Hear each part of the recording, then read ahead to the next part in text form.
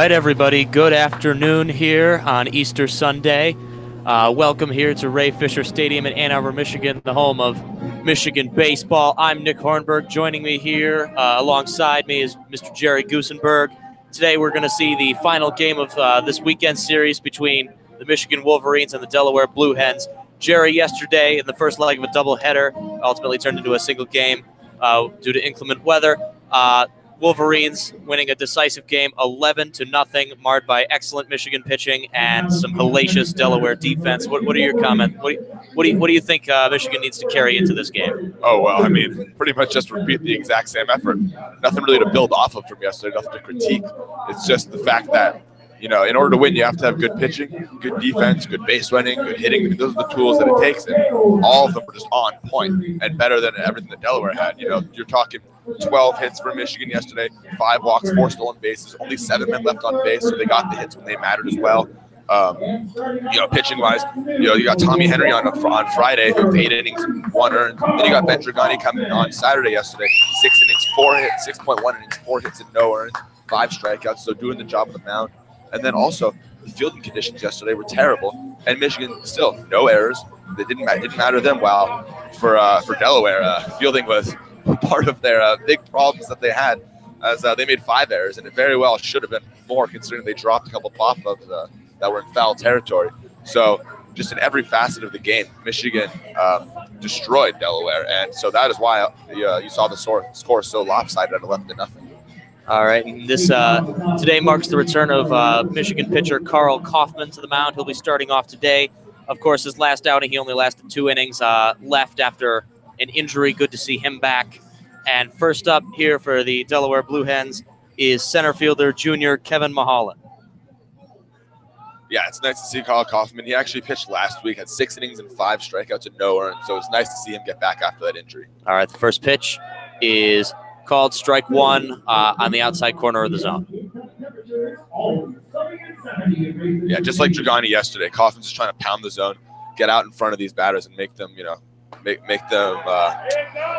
All right, second pitch down in the zone, another called strike. Now Kaufman finds himself ahead in the count, 0-2.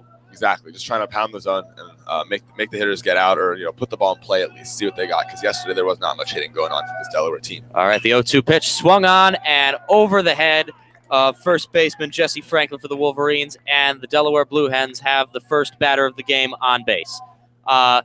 Interesting, obviously, Jerry, you mentioned yesterday the weather conditions were terrible.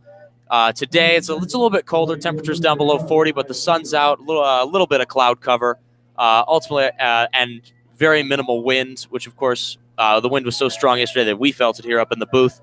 Altogether, I'd say weather conditions are better. All right, here's the first pitch.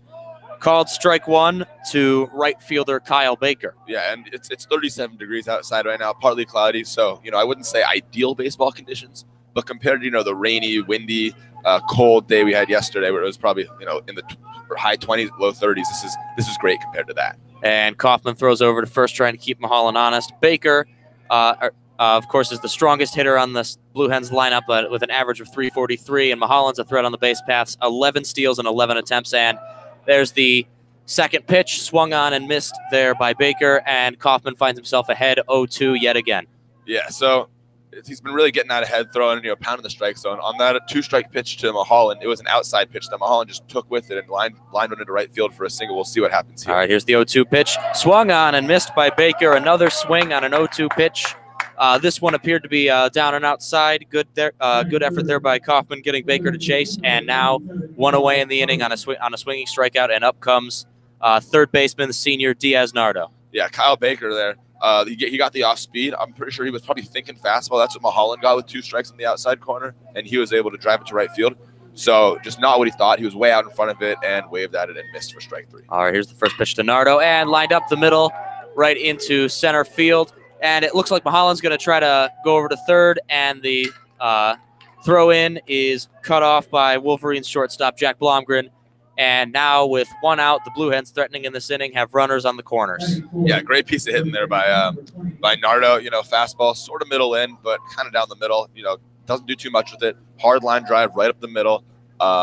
Easy base hit first and third. And now the Blue Hens are in business here with 1 out.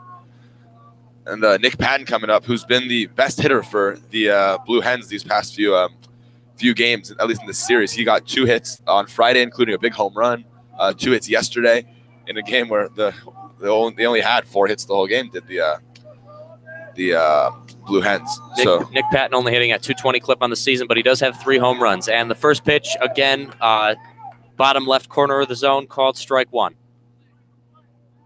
That was one of the better pitches we've seen so far in the first few batters from Kaufman. Had some movement at the very lower bottom of the zone. And here's the 0-1 pitch, swung on and fouled straight back towards the Wolverines dugout. 0-2. These Blue Hens hitters early on, not unlike yesterday where they struggled mightily to get a read on Ben Dragani's curveball. Here they seem to have seem to be having trouble with breaking balls down in the zone early on. Yeah. Kaufman's getting out ahead of him. That's not a problem. It's the finishing part she's had the problem with here. The 0-2 and down and away, taken for the first ball of the half inning. And it wasn't a ball by much. I'll tell you, it broke just out of the strikes at the last second, but that was at the knees. Could have been called either way, but great pitch there for Kaufman in the 0-2 count. All right. Here's the 1-2 from the stretch, and it is a called strike 3. Nick Patton goes down for Kaufman's second punch out of the game. Now still runners on the corners, but only 2 outs. Or still up 2 outs, only 1 to go. Up comes left fielder Chance DeFebo. Yeah, beautiful pitch there by Kaufman. Started in the inner part of the zone, just broke down near the knees. Tough pitch to hit with 2 strikes. Great pitch by Kaufman, getting it barely in the strike zone. He just took it and had really no shot at hitting that ball. Chance DeFebo, of course, came on mid-game, I believe, in the 6th inning yesterday in relief of Calvin Scott, who appeared to be a little banged up after making an excellent diving catch in the 2nd inning. Now DeFebo gets the start and left today, and here's the first pitch. Inside, dropped there by Wolverines catcher Brock Keener, but good work by him to cover it, and neither runners advance.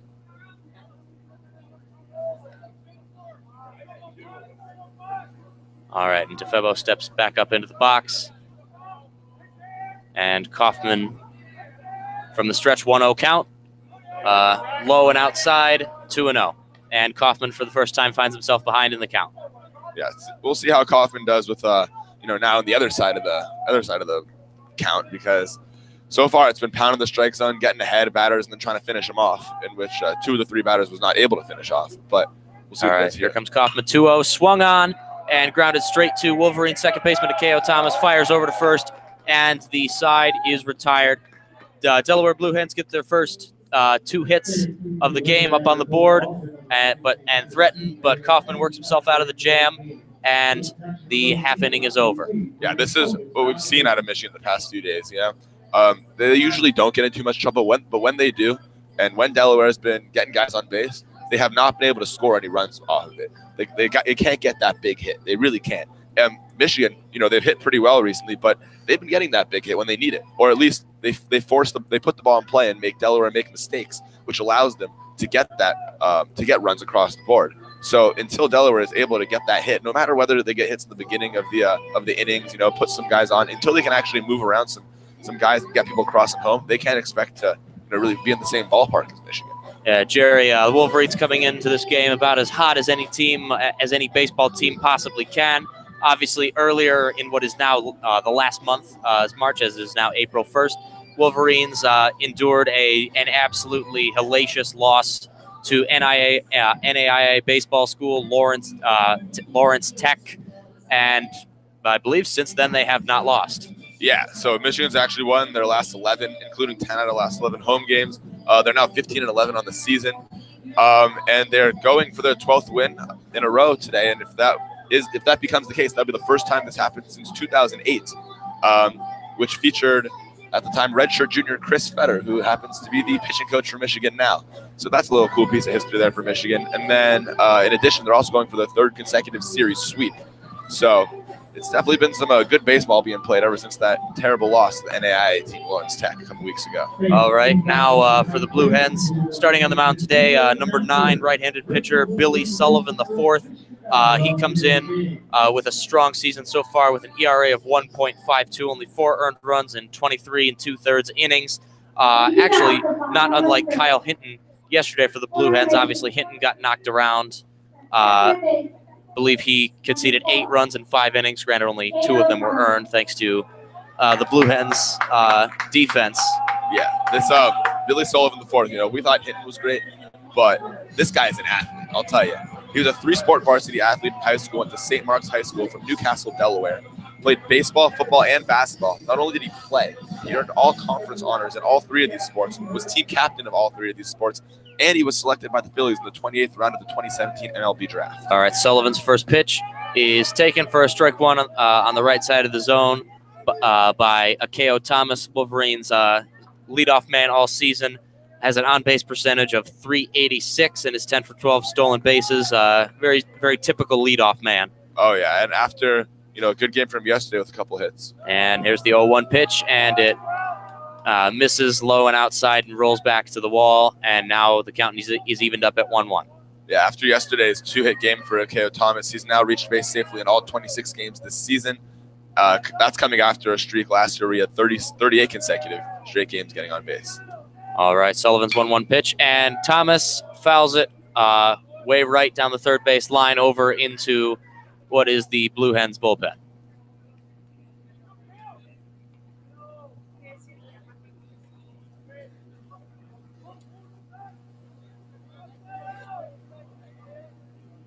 All right, Sullivan receives the signal and delivers from the windup. Thomas swings, fouls over into the parking lot.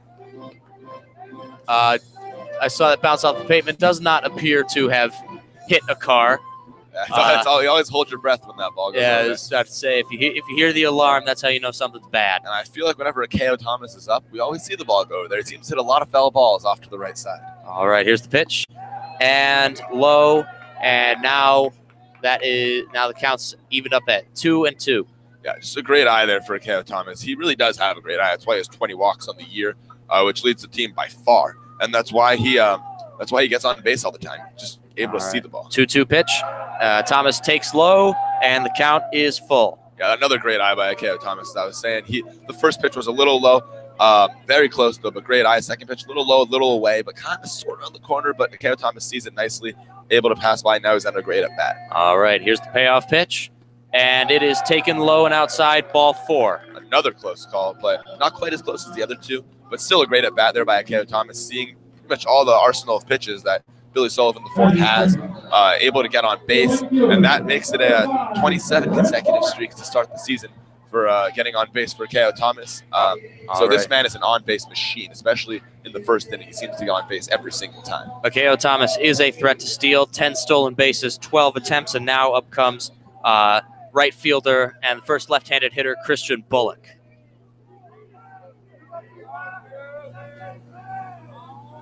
And Sullivan throws over to first base to mitigate Akeo Thomas's lead. Now he turns his attention back towards Bullock at the plate. Yeah, Bullock yesterday didn't get any hits. He actually went 0 for 4. But he is still batting .296 on the season. No home runs, 8 RBIs. All right, here's the pitch. And, wow. Bullock lays out to bunt, fouls it straight back, nearly comes right at our other WCBN station member, Max Brill. Were it not for Window, he'd be in a little bit of trouble. Yeah, that was a... I've never seen a bunt go so far, but that was a pretty high pitch there. Bullock, tried to raise the bat, and you can't really do that when you're trying to bunt. You're going to pop it up every time. He was honestly lucky that it ended up going back beyond the screen, or else that was a pop-up, potentially double play waiting to happen. Here's the 0-1 delivery, and Bullock, mighty hack, but a high pitch again, swing and a miss, and he finds himself in the hole 0-2. Obviously, Blue Hens starting catcher today is Zach Miller, replacing Matt Rickacheski, who started behind the dish for the Blue Hens. Had a very rough game yesterday, committed a few errors, missed a few throws, largely a few Michigan runs attributable to him. And now we see what Miller could do. And here's the 0-2 pitch, and foul down the third base line into the Wolverines bullpen. Yeah, I think what we're seeing so far is Akeo Thomas has been kind of fake stealing the past 2 pitches. So I think he wants to get a feel for Billy Sullivan's motion, see if he can get any good jumps. Also trying to see the kind of pop time that the catcher Zach Miller has, because you saw after the first one when Miller popped up quickly and was ready to throw, but Akeo Thomas did not go. So he's just trying to get a feel for for the pitcher and All catcher. right, here's the 0-2. And outside pitch out. Akeo Thomas goes, and throw is to second, but Thomas is safe. Yeah, so similar, honestly, to yesterday's game where they pitched out when Akeo Thomas tried to steal for the first time. They do a pitch out, perfect pitch out, perfect throw by Zach Miller. Nothing really you can do about it. It was a little high, but still right at the letters for second baseman Eric Boren. And Akeo Thomas just got a great jump, able to slide under it, and the head first slide gets in there before the tag does. Yes, it was a excellent pitch out. Did exactly what they wanted. Miller got up, fired to second. Actually, not too dissimilar to a pitch out they did with Rickenchesky, one that he actually executed fairly well. But that wasn't even that high of a throw. It was fairly mid-sized. But Akeo Thomas, at 5'8", can duck under most pitch out throws. Yeah, and that's what you do. He's got a feel by doing the fake steal the past two pitches, and he was able to figure out exactly when to go, get the best jump possible, and that's honestly why he was safe, even with the pitch out. All right, Sullivan steps off the mound, but threat with no teeth. Nobody's home at second base. They seem content to let Thomas take a lead. All right. 1-2 pitch to Bullock, and taken outside for to even up the count at 2 balls and 2 strikes. Good plate discipline there by Bullock, first to the pitch out, and now this to even up the count after finding himself in an 0-2 hole. Yeah, if you're Billy Sullivan here, you want to strike out or pop out here. You don't want to get him to third with Engelman up, who can handle the bat well. You want to, and you don't want to have Michigan get off to a lead here after just killing them the first 2 games. You're trying to get a stop. Make sure you can hold this Michigan team to 0 runs. And Sullivan steps off the mound and throws back to second. Delaware shortstop Jordan Hutchins goes to cover the bag. And Akeo Thomas obviously making Billy Sullivan the fourth think a little bit. Yeah, especially with the speed that he has. You don't want him to get too good of a jump off the bat. But you also got to concentrate here on Christian Bullock, because he is a good hitter, and any mistake and he could really make you pay. All right. Sullivan looking back. Here's the 2-2 pitch from the stretch and taken inside. Another worked full count there by a Wolverines hitter. Not dissimilar to what we saw yesterday. The Wolverines, due to Kyle Hinton and the various Delaware relievers getting working counts full, getting pitch counts up, and shortening their days. Yeah, that was a pretty close pitch there. A curveball that started kind of at the letters, then went a little inside. Not sure that it was higher inside or both, but that was a pitch that you might have to swing out with 2 strikes normally. All right, here comes the payoff pitch, and it is inside, but called strike 3. Bullock goes down, but in that at-bat, he forced Billy Sullivan the fourth to throw 8 pitches. Yeah, I mean, definitely good to see the pitches, but that was a middle-in fastball there. I feel like that's one that you at least got to foul off. Like that's a good pitch to hit. All right, up here comes the third hitter in the lineup, Jonathan Engelman, playing in center field, boasting a .308 average, 3 home runs on the season, and 10 stolen bases in 13 attempts. Very versatile player. Engelman coming off a 2 for 5 day yesterday, which raised his average to .308, which is the second best in the team for all the starters and the most for anybody who started at least 10 games this season. All right, Sullivan takes the signal for Miller. And he looks back to second. Boren goes to cover the bag, and Sullivan steps off. Yeah, Sullivan really worried about Akeo Thomas, as you'd expect. He keeps looking back there, seems a little frazzled, stepped off a couple times now, tried to pick off. So if you're Engelman, you're thinking, all right, he's clearly not that focused on me. Let's see if he can give a mistake and let me make him pay. All right, here's the delivery from the stretch. First pitch, Engelman swings and misses. Fastball high in the zone.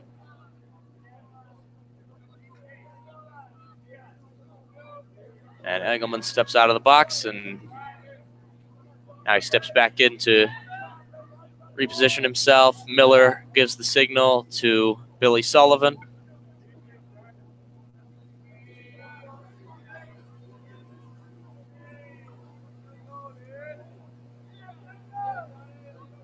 And Sullivan steps off the mound. Very deliberate so far, Billy Sullivan the fourth, taking his time. And some of the fans are noticing and letting him know. He clearly just does not have the pitch that him and Zach Miller are not on the same page right now. Miller should go out and talk to him for a second, because I don't know what sign he's giving him, but he must have farted him a lot of pitches. Maybe it's the location. not exactly quite sure, but it's taken a long time to find the exact pitch that Billy Sullivan wants. Only been a third of an inning, but Billy Sullivan has thrown 15 pitches so far. And here's the pitch. And called strike 2. Right on the inside of the zone. That actually would have been a better pitch to swing at than the first one, which Engelman did swing at. He just took that one, and he finds himself behind 0-2. Well, they've both been kind of hard pitches. They're both off speed. He obviously doesn't want to give Engelman anything too good. Engelman has been very hot recently, so it looks like he's just trying to get him leaning. And so far, it's all right. Here's the 0-2 pitch, and a low and outside, ball 1. Interesting method here. So it starts with the curve. Engelman swings through it, then goes curve inside. Engelman takes, and then fastball away. Doesn't get Engelman to chase, and here we are with a 1-2 count. All right, Engelman steps into the box. Miller makes the signal to Sullivan. Sullivan looks back at second. Top on his jumps, and Sullivan pitches it anyway, and Engelman lines it into right field, and it drops right on the line. Akeo Thomas is going to come around to score. Engelman comes into second for a stand-up double, and the Wolverines put their first run on the board. Yeah, I mean, it was tough to see that it was actually a ground rule double because it went over the side fence. The ball was just, on the outside corner, fast on the outside corner. Engelman goes with it, it slices, and barely gets inside the chalk down the right field line. Hits the dirt, actually, because there's a little bit of dirt that goes past the grass when you get to kind of mid and right field. It's turf. It's not real dirt. Well, the dirt turf, whatever. And then it bounced over into the Blue Hen bullpen. And ball gets a lot of bounce off the turf here at Ray Fisher Stadium. Yeah. That's what we've discovered, actually. And you saw it. Obviously, if you're listening, you probably can't see the field, but Thomas jumped, and Sullivan saw him jump right before he turned around and delivered that pitch. That might have been on his mind and messed with his delivery. Yeah, but Engelman, just a great piece of hitting in general there. And the first pitch is taken low and outside for ball 1 by third baseman Blake Nelson. And that ground rule double, if anything, might have been bad that it was a ground rule double, because that ball could have ended up going all the way to the fence had it not bounced over the side of the fence. And Engelman, who was booking it pretty hard out of the box, might have been able to get to third on that one. Engelman, a player with speed, 10 stolen bases in 13 attempts, very capable of legging out a triple in that situation.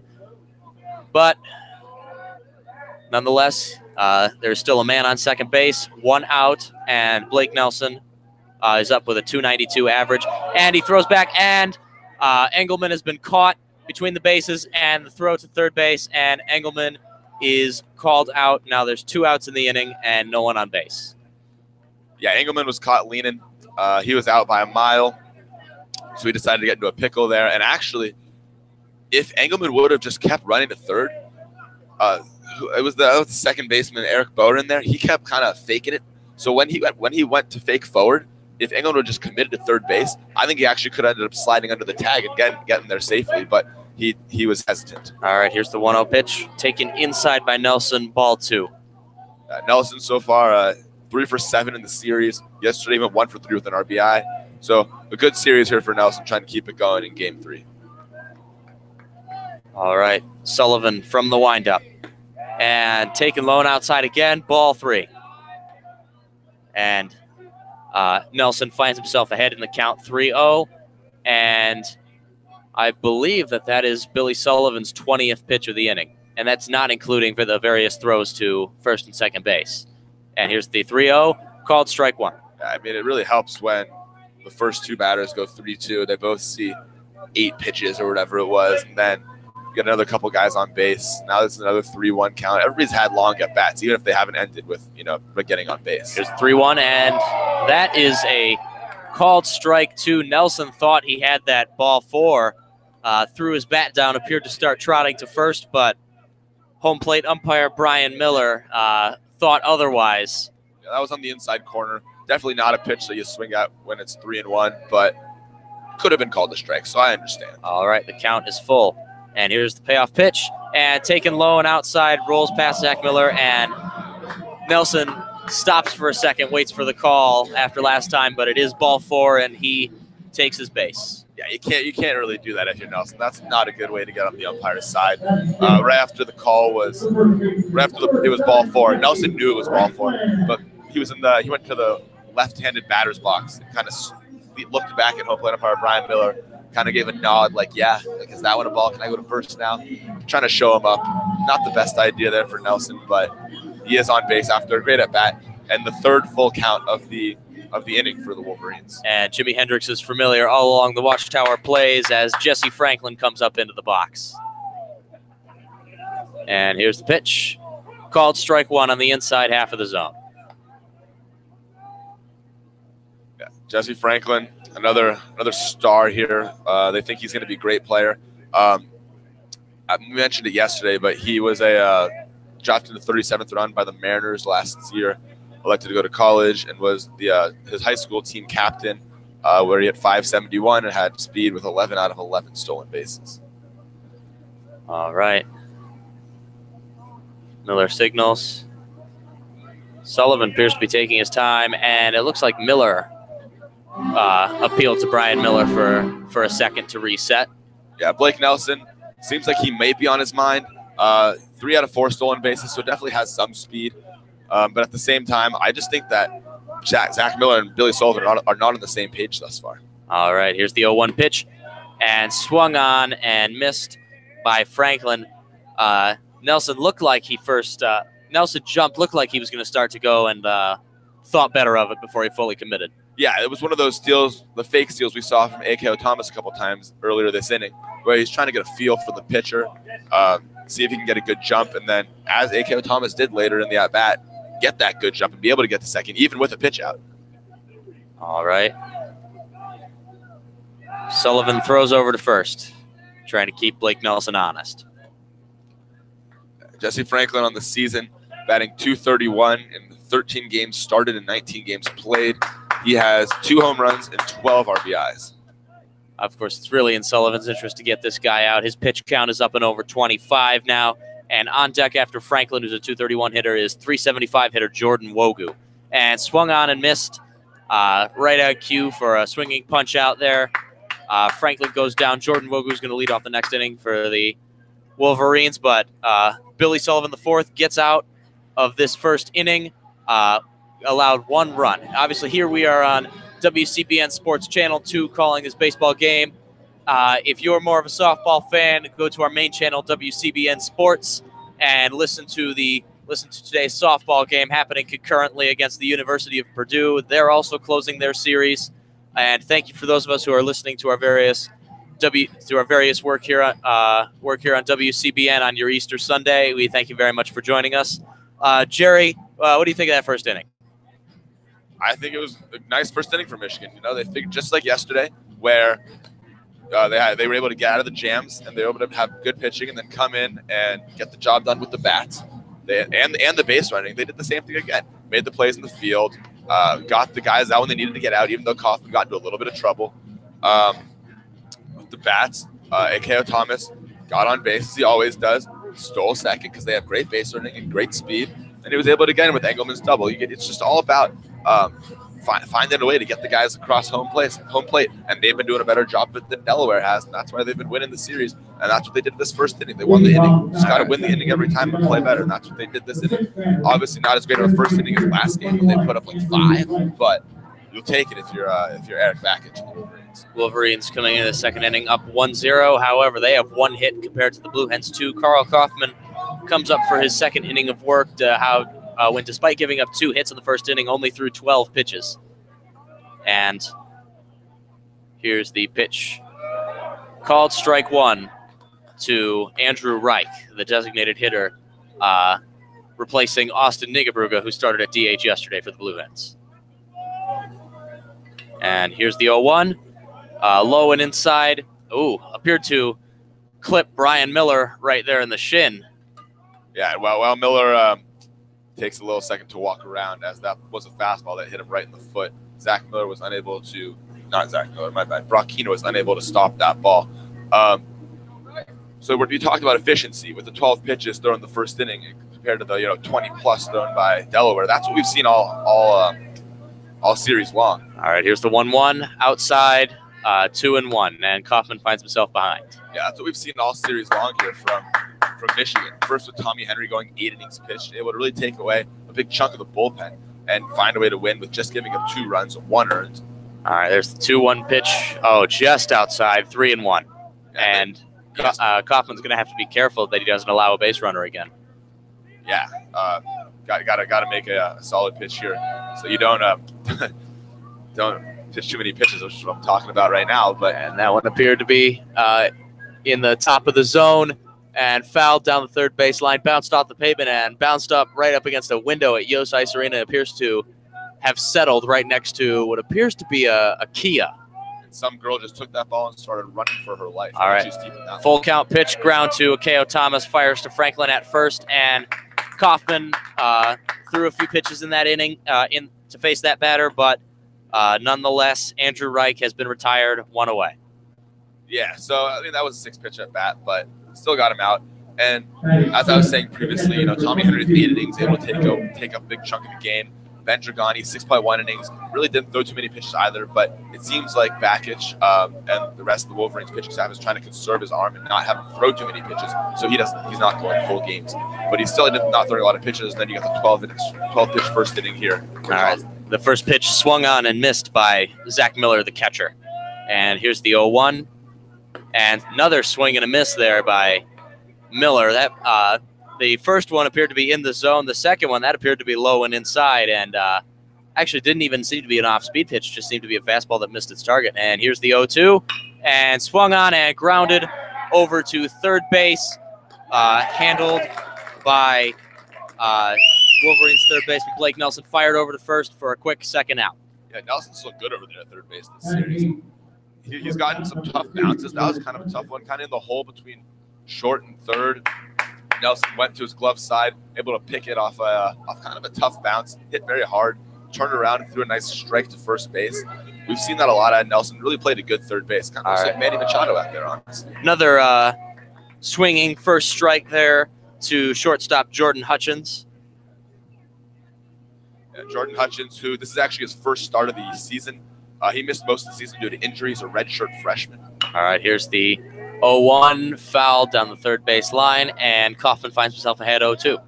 Yeah, so he's a redshirt freshman from Dover. Getting his first start of the year, he has appeared in 3 games, went 2 for 4 in that span, including yesterday, where he came into the game and reached base twice with a double and a walk. All right, here's the 0-2, and taken low and outside, ball 1. They expect big things out of Jordan Hutchins as a redshirt freshman. He was coming in supposed to be a starter, and then with the injury was unable to do so for a while. The 1-2 and a called strike 3 on the outside corner of the zone, and Jordan Hutchins goes down. Kaufman works another quick inning.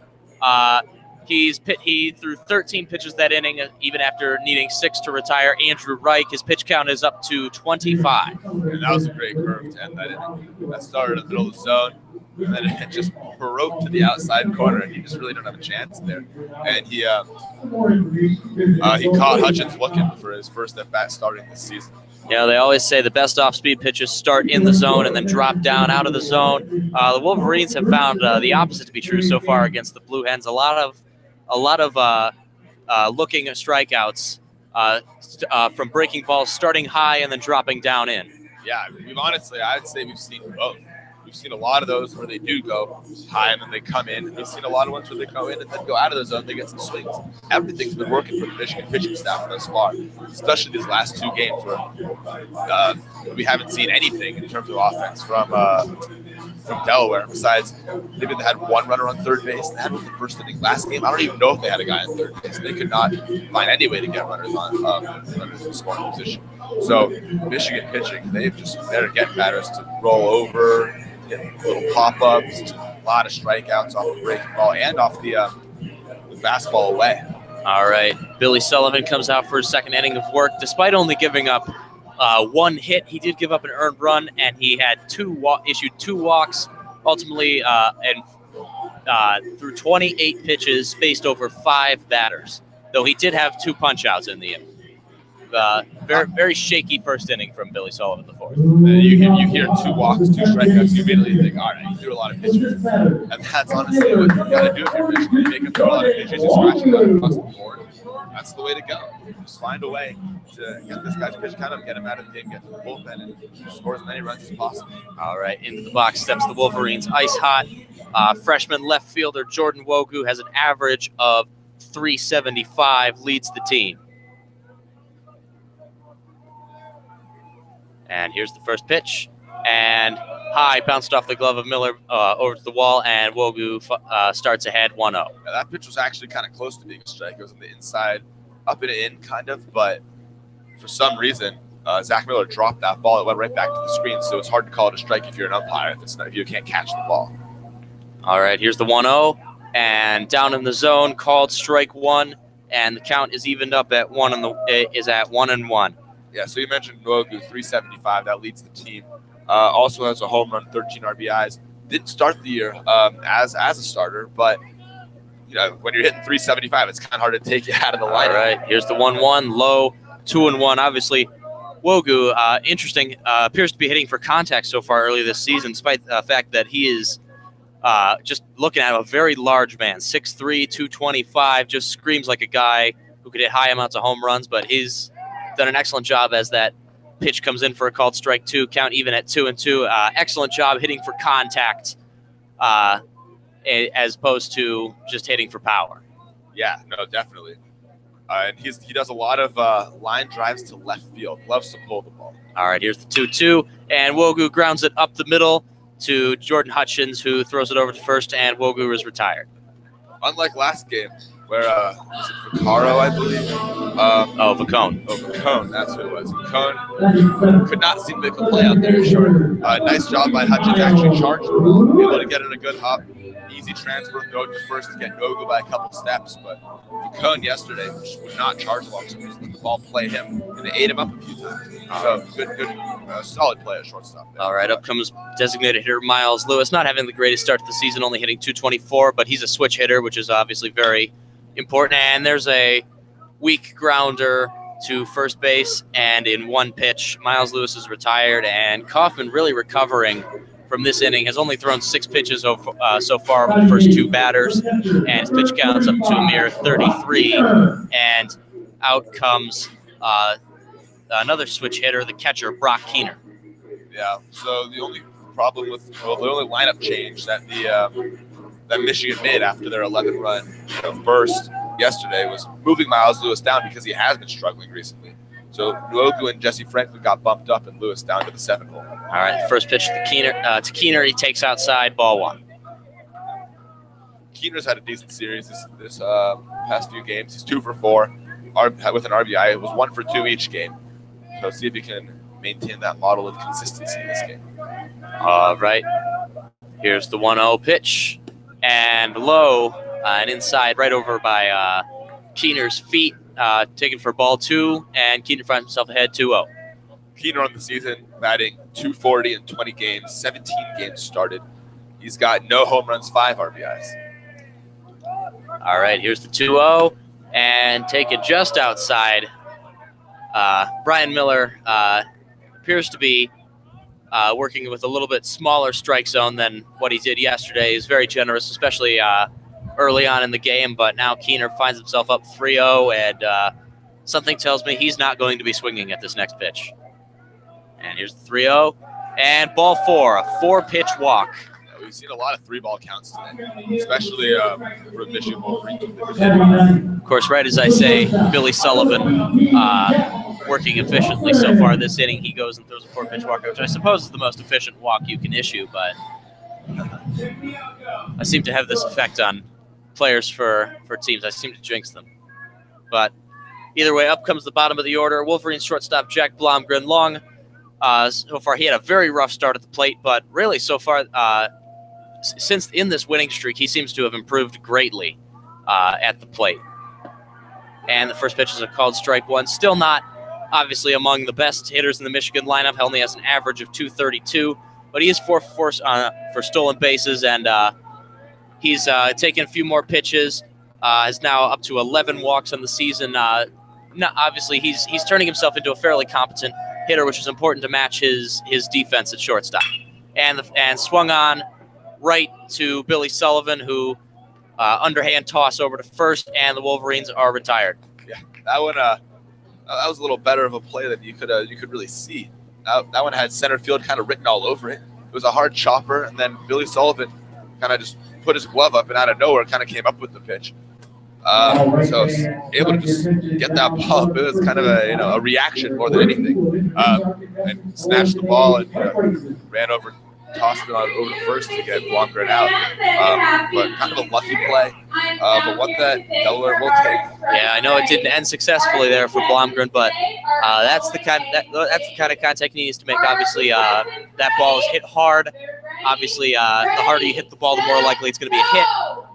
But it, obviously, a little unlucky, bounced right off the mound and right up to Billy Sullivan's glove. But if he learns to guide that ball towards the gaps between first and second or short and third, then his average is good. You're gonna find his average creeping up so far, very, very steadily over the course of the season. Yeah, even up the middle is not terrible either, as long as you don't do it right to the pitcher. There's only one guy standing in your way there. Happened to hit it right at him, but yeah, it was a solid idea for Blomgren trying to get up the middle. Unfortunately, went right to Billy Sullivan, who was able to find the ball somewhere in his glove and stick it out there. So solid contact for Blomgren. All right, and here we come to the top of the third inning. The Wolverines have a 1-0 lead, 1 run, 1 hit.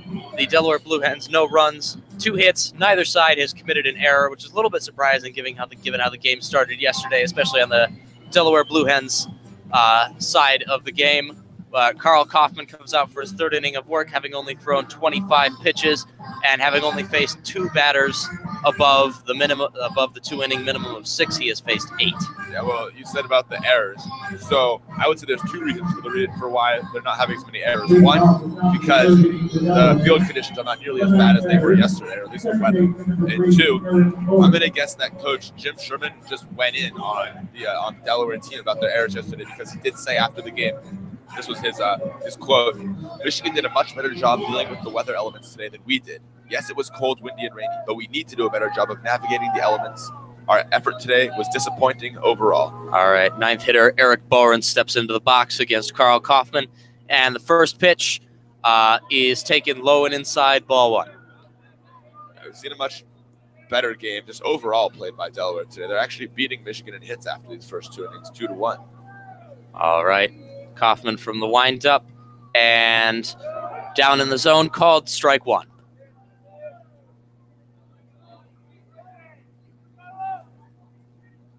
All right, the infield giving a lot of space up the middle.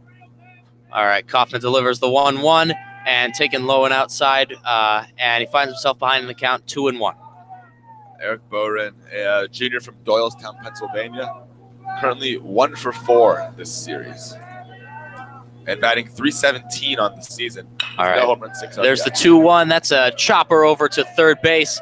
And Blake Nelson lost his hat there, but ignoring that, managed to fire it over to Jesse Franklin to retire Boren for the first out of this inning. Another solid play by Blake Nelson over at third base. This guy, doesn't make the great plays. He hasn't really had an opportunity necessarily to make great plays, but he just makes everything look so easy. A ground ball, kind of a slow chopper, fields it. Not a lot of time to get Boren. He is speedy with 5 for 6 stolen bases. Kind of jumps up and throws it on the jump as he's jumping towards first to get him out. All right, the first pitch is taken just outside for ball 1 to back to the top of the order, the leadoff hitter, Kevin Mulholland.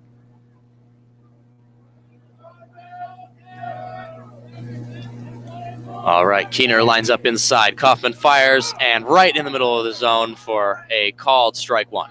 Yeah, that's what you got to do. That ball kind of was down the middle, a little outside if anything, but that's the place you got to hit if you're Carl Kaufman. All right, Kaufman fires from the windup, and another pitch taken low and outside, and another 2-1 count.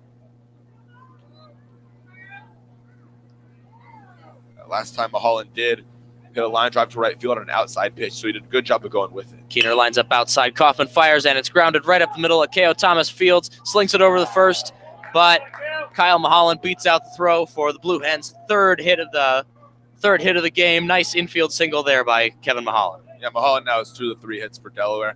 That was just a little lucky. High chopper over the pitcher's head. K.O. Thomas came over from second, was able to glove it, but couldn't really get a footing, so I had to just kind of chuck it while running towards second base. Couldn't put enough on the ball, and Mulholland beat it out by about a step. All right, here comes Kyle Baker in the 2 slot. Keener lines up inside. Kaufman fires from the stretch, and it's ball's booted there by Keener. Throws it wide to K.O. Thomas. Rolls into left field, and Kevin Mulholland advances 2 bases up to third base. Now 1 away, with 1 out. The Blue Hens are only a base away from tying up this score at 1. Yeah, we haven't seen very many mistakes from Michigan so far in the past few games, but that was definitely one of them.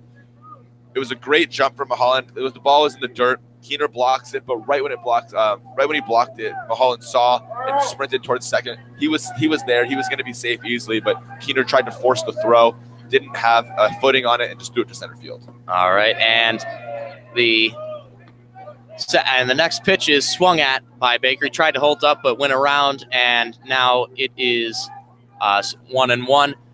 So after playing a very clean game in defense in the terrible weather, the Wolverines post the first error of the game. And here's the pitch, low in the zone, and called strike 2 right on the inside corner to Kyle Baker. And it's very reminiscent of the first error of the game by Delaware Blue Hens yesterday, when it was a kind of a block. K.O. Thomas tried to go to second, and Rikachevsky overthrew to center field to get the runner to third base. All right, the 1-2 pitch again booted by Keener, but covered it up in time and for Mulholland to stay at third base.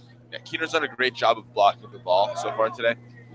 Even when the one where Mulholland was able to go to second, that was still a nice block by Keener. Right, the 2-2 pitch, low, and the count has now been worked full, and Kaufman is in a little bit of trouble here. Yeah, another nice block by Keener, too. That pitch bounced right on the plate, and Keener was able to get that one as well without having it bounce away from his glove.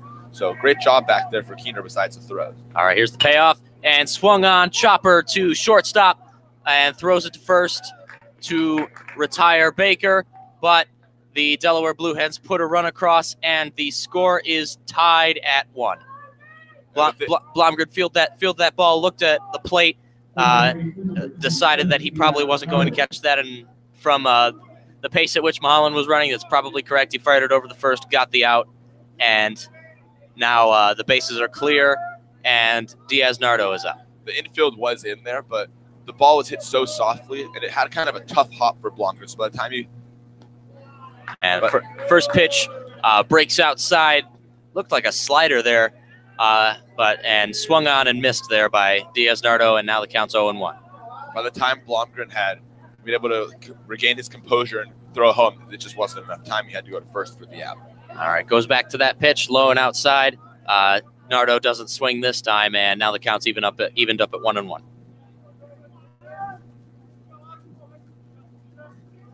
Nardo in the year after getting a hit his last at bat is now at 267. And Kaufman fires, and it's going to be fouled into the parking lot.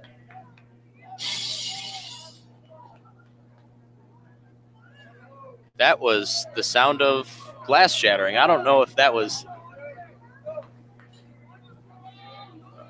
Yeah, I don't know what happened there. The 1-2 pitch taken low, and the count evens up at 2. Somebody. I hope somebody has car insurance. It was only a matter of time. Those balls keep getting hit over there. All right, here's the 2-2 pitch, and that is a called strike 3 right on the outside corner.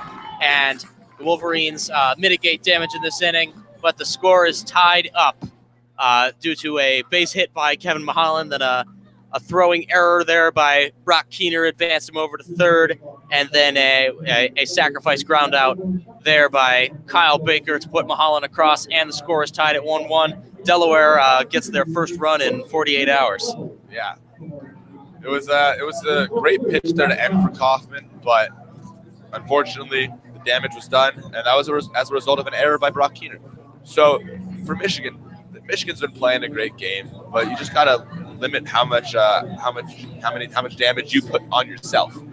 Michigan's the better team, They just have to play like the better team. And that inning, they made a mistake, and Delaware made them pay. All right, after winning the first 2 games by a combined score of 17-2, Michigan, really for the first time this series, feeling a little bit of pressure from Delaware. Wolverines obviously threw the first punch today, but really, I think for the first time, really the Blue Hens have thrown a timely return. Yeah, now you got the top lineup coming up for Michigan with the K.O. Thomas. So it may be a tie game right now, but it's like a brand new ball game. You got your leadoff batter coming up. So if you're Michigan, you can't be too disappointed right now. What's going on? You just got to be confident that you will be able to continue to get more runs throughout the rest of this game. All right, Billy Sullivan worked a relatively quick inning in the second, only threw 11 pitches after a monstrous 28 pitch first. His pitch count is now up to 39, which I believe is still less than Kaufman's pitch count through 3, but I could be wrong about that. Now K.O. Thomas comes up and steps into the right-handed batter's box, prepared to face Billy Sullivan the fourth for a second time. Obviously, Thomas walked in his first at-bat. Walked, stole second, came around to score. He is the playmaker for the Wolverines. All right, here's the first pitch. Inside corner, strike 1. I like the take. It was a little inside. Thomas probably didn't agree with it, but you can't really swing anything close, especially with Billy Sullivan having a pretty high pitch count. You want to just get that count up, get him out of there. He's probably their best pitch they have on this roster. So go to the bullpen, which must be worse than whatever he is. All right, here's the 0-1 and taken low, and the count's evened up at 1-1. That's what's great about Thomas as a leadoff batter, is that he always is taking pitches, always seeing the ball, waiting for his pitch. And if he doesn't get it, he walks. He does that all the time as well. 21 walks. Here comes the 1-1 swung on by Thomas. That's a chopper over to third base, and good low bouncing throw over to first base, and K.O. Thomas is retired. That was a nice dig there by Nick Patton over at third base. Ball was hit pretty softly over to third, grabbed as third baseman. Diaz-Nardo was running towards second, turned around, threw a ball. Was a bad throw, but able to get picked by Patton for the out. All right, here comes the lefty Christian Bullock into the batter's box against Billy Sullivan the fourth. Bullock is 0 for 1 so far today, and the first pitch is taken low for a ball. Bullock's the only one that hasn't been doing too well these past 2 games. 0 for his last 5 now from yesterday and today. All right, here's the 1-0. And swung on by Bullock, and that's a chopper to second base, and it's going to get past Boren and roll into left field. And just as you say that, Bullock gets his first base hit of the day.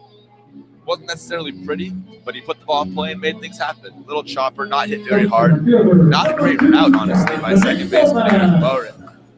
Ball kind of was in near second base, but he kind of ran straight and then realized that it was actually a little bit longer, further back than he thought. So he started running back, gave it a dive that went kind of over his glove, maybe a little bit to the left of his glove, unable to get it. So, if you're Christian Bullock, you found a way on base. You're a speedy guy, 11 for 13 in terms of stolen bases. So good job putting the ball on the ground if you're Christian Bullock. All right, Wolverines should feel good here now. Jonathan Engelman up 314 average with a man on base.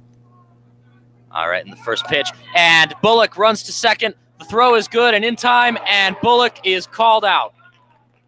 That was a great throw there by catcher Zach Miller. Yeah, that's we said the throw to Thomas was pretty good in the first inning, but that was a lot better. That was down low. Hutchins was in good position to take that low and apply the tag. And even Bullock is fast. That was he got a pretty decent jump and good running motion, good slide.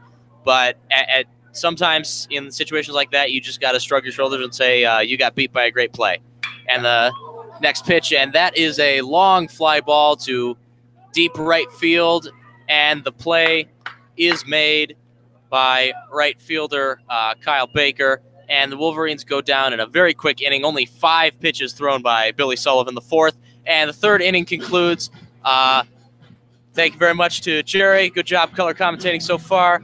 I'm going to hand the reins over to Mr. Max Brill, noted baseball addict who has many musings. And I will see you again in the 7th inning. Yeah, while we wait for Max Brill to come on, I just want to talk about the throw. that was made by Zach Miller.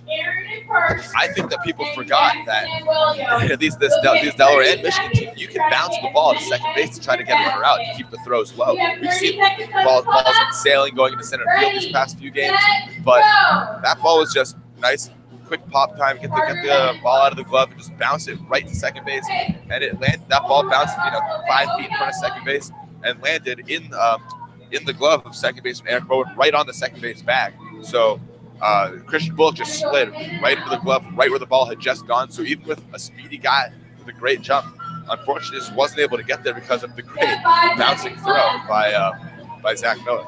2-1. Okay, looks like we have a winner. How many eggs? 5 eggs. All right, Max is real settling in here. How you doing? Yeah, I'm doing good. Great after the basketball win last night. I mean, really can't ask for much more than that. Playing the finals tomorrow. It's good. It's a great day to be a Michigan Wolverine. It's been great to be a Michigan Wolverine sports fan. I'll tell you that. Baseball team going for 12 in a row here in the finals. If you're a Michigan Wolverine, that's only happened once since the 1980s, 2013. I think was the only time that they went to the finals. Didn't win that. So we'll be playing Nova on Monday night. I believe 9:20 p.m. Eastern time is when that tips off. But just a great game yesterday for Michigan basketball. Started off shooting threes, not really doing too well. You think Sister Jean's got something to play with it, but I mean, God was on their side, but they clearly needed a lot more than God. Yeah, exactly. The three-pointers ended up being on our side at the end of the game. So stepping in now for Delaware is Nick Patton taking a strike. Patton 0 for 1 with a strikeout looking today, but 4 for 9 with a home run on the series. So he's been the most successful Delaware hitter against these Wolverines. Kaufman comes set and delivers, and swung on and missed by Patton for strike 2. Patton also with 26 strikeouts. So, actually 27 now after the strikeout today. So definitely a strikeout threat. And this one is way outside by Kaufman. That goes to the backstop. He'll get a new ball. Count 1-2. Yeah, it's a bad pitch when it's not even, it would be blocked by Brock Keener, who's been blocking everything today. He couldn't even get his legs over there. That ball into the screen. So just probably 3 feet outside if you're for Carl Kaufman. Kaufman delivers. And that one's inside, taking 4 ball 2. So the count now even at 2-2.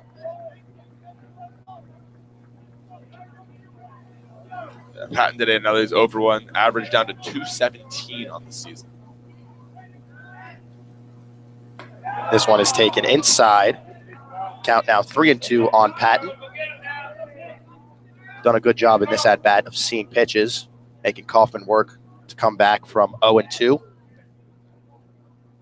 Which is interesting because Patton only has 4 walks, not a big... And swung on and fouled right into, looked like Brock Keener's leg. Yeah, Brock Keener looks to be in a little bit of pain there. So home plate umpire Brian Miller is going to go out and talk to Kaufman to kind of give Keener some time to recuperate.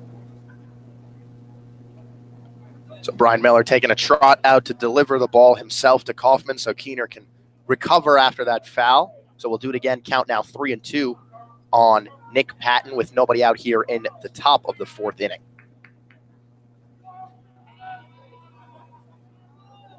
Kaufman comes set. He's working from the windup, delivers the pitch.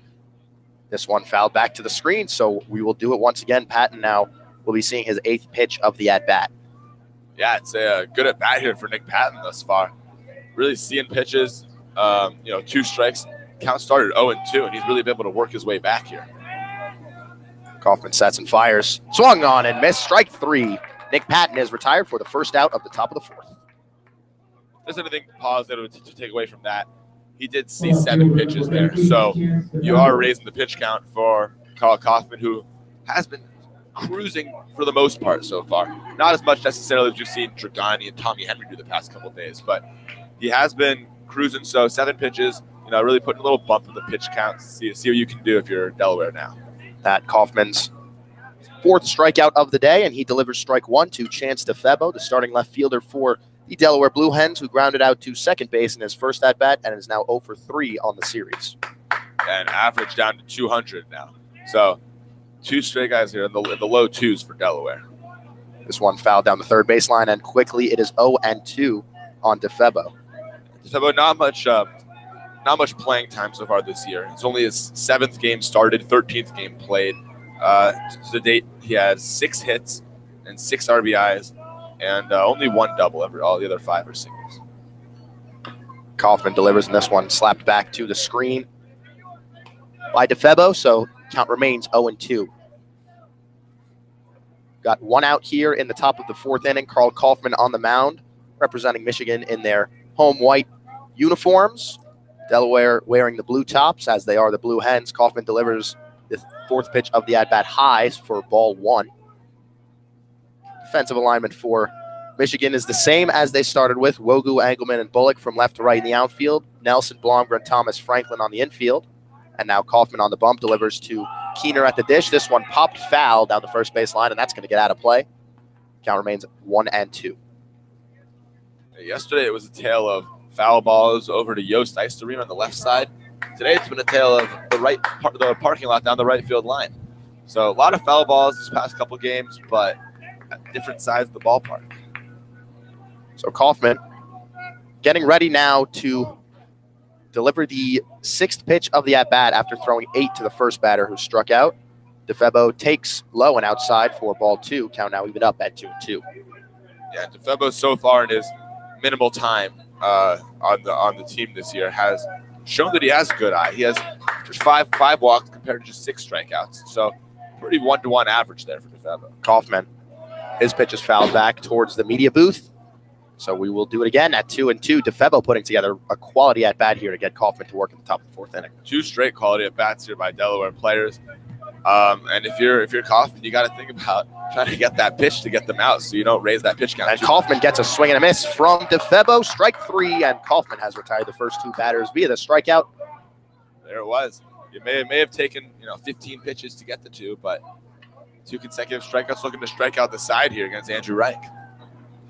Kaufman, his 5th strikeout of the day in just 3 2/3 innings pitched so far. That brings up Andrew Reich to the dish, who's 0 for 1 today, grounded out to the the second baseman, Akeo Thomas, in the 2nd inning. Reich on the season, just a 167 hitter. So as he takes ball 1 there, we see Coach Jim Sherman of Delaware electing to go with players who hit under 200 on the season as his designated hitter in the past 2 games. Yeah, they do think that Reich will be better, though, as he takes a ball low and inside. In 2017, he appeared in 14 games. He hit .417 and scored 3 runs. He just hasn't really had much playing time. Hard to get him going, although he is supposed to be an important lefty bat off the bench. That's what Coach Jim Sherman said about him. So he should just get it done off the bench. So limited at bat should not phase him. Kaufman's 2-0 pitch is in the dirt. The count now moves to 3-0. So after striking out the first 2 batters of the inning, Kaufman finds himself quickly behind on Andrew Reich, the designated hitter for the Delaware Blue Hens. And this one is low and away for ball 4, so Reich will trot down to first base with a free pass, and Zach Miller, the catcher, who's 0 for 5 in the series, grounded out to 3rd in the 2nd inning, will come up to the plate with a runner on first and 2 outs. And Reich, he was batting 176 coming in, is a 167, but he still has a lot of time to improve. Only 17 at-bats coming in on the season with 3 games started, 8 games played. So a rough start, but a lot to be improved if you're for Andrew Reich. Kaufman now working from the stretch with the runner on base. Comes set and fires. This one popped deep into center, but Engelman camped under it, makes the one-handed catch, and the Delaware Blue Hens are retired 1, 2, 3, 4 in the inning. No runs, no hits, no errors, and 1 man left on base at the end of 3.5. It is the Michigan Wolverines 1, the Delaware Blue Hens 1. You're listening to WCBN Sports Radio's coverage of Michigan Wolverines baseball, the official student radio broadcast of Michigan athletics. I'm Max Brill, joined by Jerry Gusenberg. You listen to Nick Hornberg call the first 3 innings on play-by-play. And Nick Hornberg will be back in a couple innings as well for 7 to 9. He'll take my place in color commentary, just to let everybody know. So Kaufman now, after 4 innings, has thrown 63 pitches, 39 of them for strikes. A good day at the office for him so far. Should be able to go a solid 6, provided nothing goes awry for him. Yes, and going awry has been something that had happened 2 games ago, and he got injured after 2 innings. But a a solid day out of Jeff Criswell following that, was able to make his injury not too big of a deal. Wasn't a big deal. Came back and had probably his best outing of the year last time against Michigan State, where he had 6 innings pitched and no earned. So another solid start here for Carl Kaufman to show that the injury has been put behind. Speaking of Michigan State, let's go around the Big Ten, get to the out-of-town scoreboard. Nebraska and Ohio State facing off in Columbus today. Ohio State out ahead 10-3 in the bottom of the 6th inning.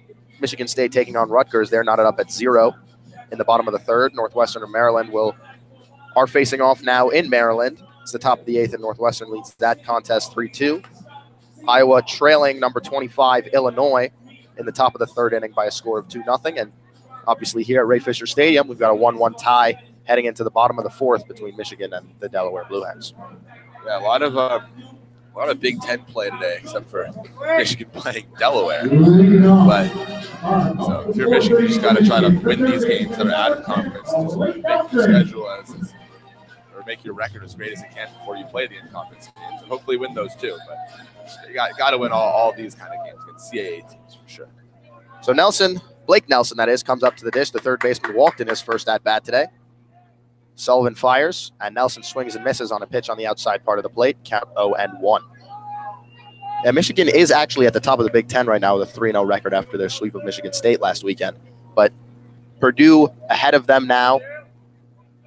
So they're tied for first, both of those teams. Michigan State all the way down at the bottom, so not exactly the best competition in the Big Ten to kick off the year with, as Nelson takes low for ball 1.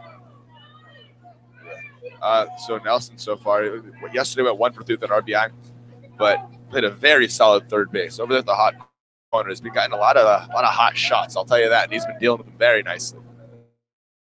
Nelson takes the 1-1 way outside for ball 2. Number 10 in the series is 3 for 7 with a run and RBI and a walk earlier today. Also stole a bag in Friday's contest. The 2-1 is chopped right up the middle, scooped up by Hutchins, fires onto first, throws a little high, but managing to stay on the base is Nick Patton, and Blake Nelson is retired for the first time today. A nice play there by shortstop Jordan Hutchins. Ball hit pretty hard up the middle. Hutchins able to get there, glove it to the glove side, get back, turn towards first base, and make a nice strike to first. Although it was a little bit high, but Patton's able to stay on the bag with his tippy toes, able to put him away for out number 1. So Jesse Franklin will come up to the plate. He struck out swinging in his first plate appearance. Sullivan, working from the first base side of the rubber, delivers the first pitch for ball 1. And so far, it's been a tale of 2 games for Michigan the past 2 different games the past 2 days, as they could just not seem to get out the first game. And now we're here with the bottom of the 4th. They haven't seemed to have been able to hit with only 2 hits so far. Franklin takes right down the middle for strike 1. Count evened up at 1 with 1 out. And a big reason for that is probably because of the opportunities that Michigan had to get a hit. Because whenever they put the ball in play, they'd seem to get on an error, which gives you so many more opportunities to go and put the ball in play for a base hit. The 1-1 from Sullivan is chopped the other way. Scooping it up is Hutchins, firing onto first. Throw is low, and Franklin beats that one out. Nick Patton made a nice scoop over there at first base, but not in time to retire Franklin, so he's aboard with his first hit of the day and his 3rd of the series. Yeah, that ball made a really weird sound off the bat. I think he might have hit that one off like more than just the end of the bat, like the very end of the bat. And that ball was a little nubber over to short. Third baseman Diaz-Nardo couldn't quite get it, so Jordan Hutchins had to go and go around the baseball to try to make a good throw. Was able to glove it, get a quick transfer, and bounce it while he was running towards the Michigan dugout. And it was dug by Patton, but just couldn't get enough on it, not in time. And Jesse Franco was able to beat it out for a second. So Jordan Wogu now coming up to the dish, grounded out to shortstop in his first at-bat of the day in the 2nd inning. Franklin fakes the steal as Wogu grounds this one foul down the 3rd baseline. Wogu in the series now 1 for 6 with 2 runs and 2 ribbies. Starting in left field today is the freshman who wears number 42 and bats from the right side. Kind of interesting there. We saw Jesse Franklin fake the steal. I don't know whether he was trying to just do a fake steal, make it seem like he is running, or whether he was trying to get a good jump, because he's 0 for 0 in terms of stolen bases to attempts. He hasn't attempted a stolen base all year, so we'll see if he tries to show off some speed here, which we haven't seen. Coach Bakich been unafraid to run with these players so far in this series and in general on the season. All but 2 players in the lineup today have at least 3 stolen base attempts. Yeah. And Jesse Franklin's the only one who doesn't have an attempt besides catcher Brock Keener, who we don't expect to have any attempt anytime soon. So, maybe they're just trying to let this last guy loose over here. And Franklin goes from first base. Wogu fouls this one down the first base line. That's going to get out of play, and the count will run to 0-2 on Wogu with Franklin at first base. So let loose they do. Would have been the first stolen base attempt for Jesse Franklin on the season, but spoiled by Jordan Wogu. We're going to have to go again. And Franklin got a good jump over there at first base, but presumably the hit and run on with Wogu swinging at the first 2 pitches. So we'll see what Coach Bakich elects to go with here with the count 0-2 on Wogu and 1 out here in the bottom of the 4th inning. Yeah, perhaps a run and hit now. With 2 strikes here, you can't put on the hit and run, but we'll see. Tied up at 1 here in the bottom of the 4th. Sullivan comes set on the mound, working from the stretch, and delivers to Wogu. Franklin not running, and Wogu swings through that pitch on the outside corner for strike 3. The way we've seen Michigan steal bases, or at least attempt to steal bases in this game, is to try to get a feel for Billy Sullivan. They've never stolen the first attempt. They've always fake steal at least once or twice to see what it's like, see what Sullivan's motion's like, and they're able to get pretty good jumps every time afterwards. Only 1 stolen base to show for it today. Thomas has a great throw by Zach Miller prohibited Christian Bullock from stealing, and then the foul ball wiped off the stolen base attempt for Jesse Franklin. So Miles Lewis now comes up to the plate, grounded out to the first baseman in his first at-bat. Still hitless. He's 0 for 7 on the series. He does have 2 RBIs, though. Fouls this one down the third base line into the Wolverines bullpen. Lewis was the team leader in doubles last season. Still looking for his first hit of the series. A double would have the chance to score a run with Franklin out there on first base. It's kind of crazy after such a high-scoring series we've had the past few days that Miles Lewis hasn't really been able to get into the fun. He has had a sac fly, but besides that one good team at bat, really hasn't done much. Franklin goes from first base, and this one is poked down the left field line, out of play by Lewis. So the count now 0-2 with 2 outs on Lewis. Franklin will trot back over to first base. And something we've seen the Wolverines do a lot of today that they didn't really do yesterday is strike out. Obviously, 3 strikeouts in 3 2/3 innings for them is not great, but they had just 4 strikeouts in yesterday's contest. So Sullivan getting the best of the Wolverines today more than yesterday. So Sullivan is just, I would say, a better pitcher.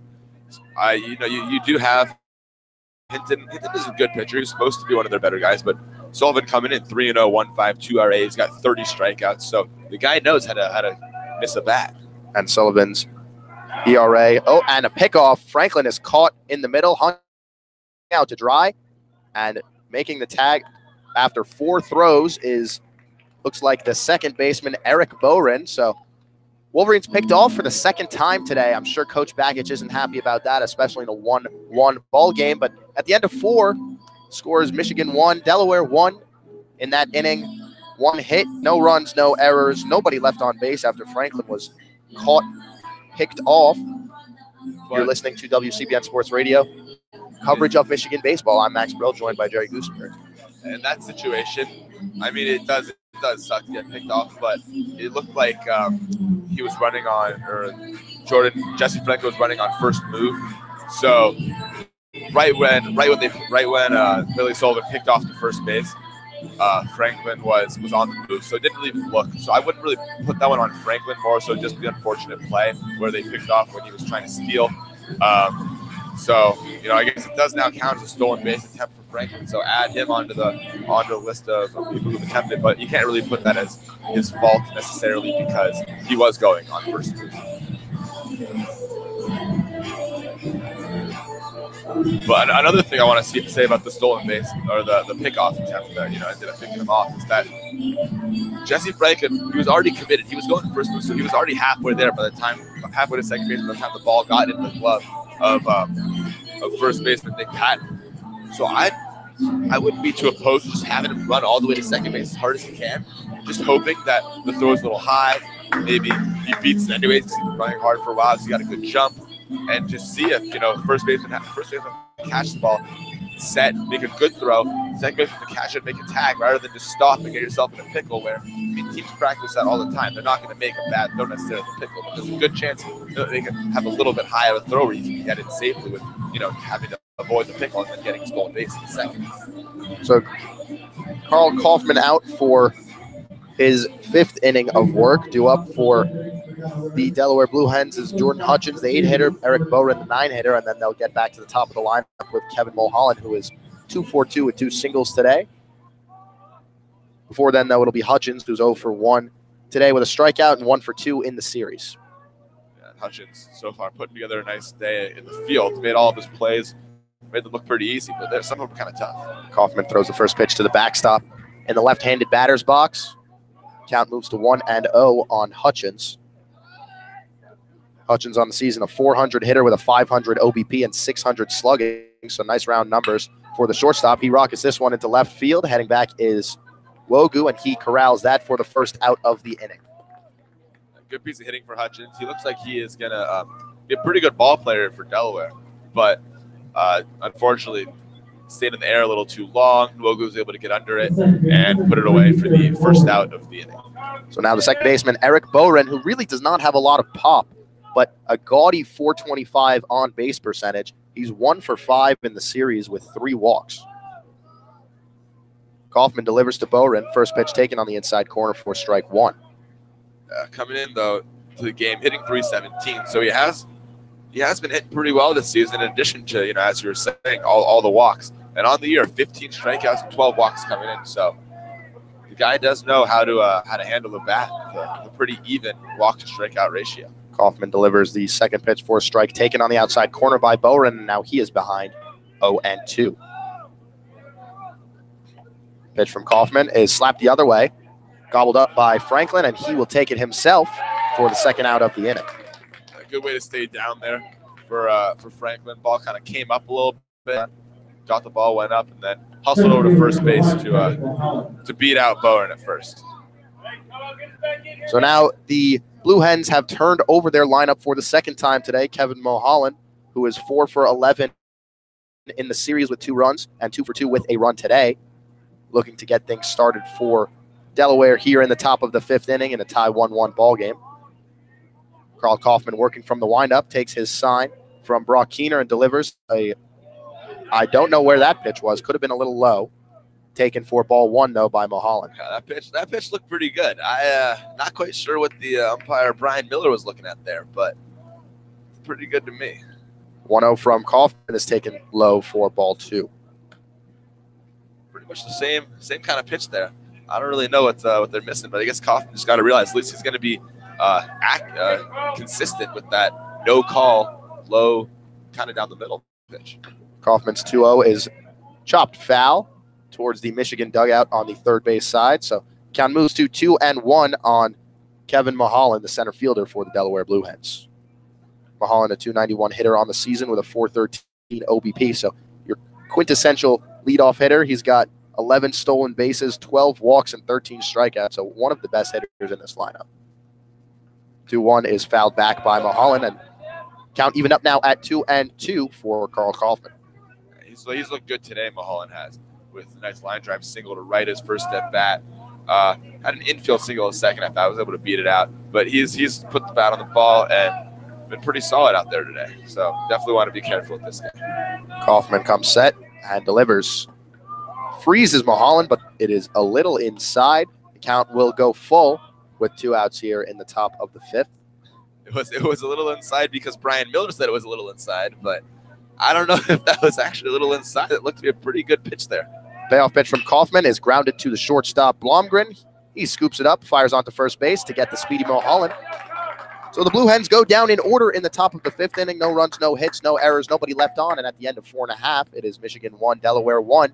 You're listening to WCBN Sports Radio, coverage of Michigan Wolverines baseball, the official student radio broadcast of the Michigan Wolverines. I'm Max Brill, joined by Jerry Gusenberg as we head to the bottom of the 5th here at Ray Fisher Stadium.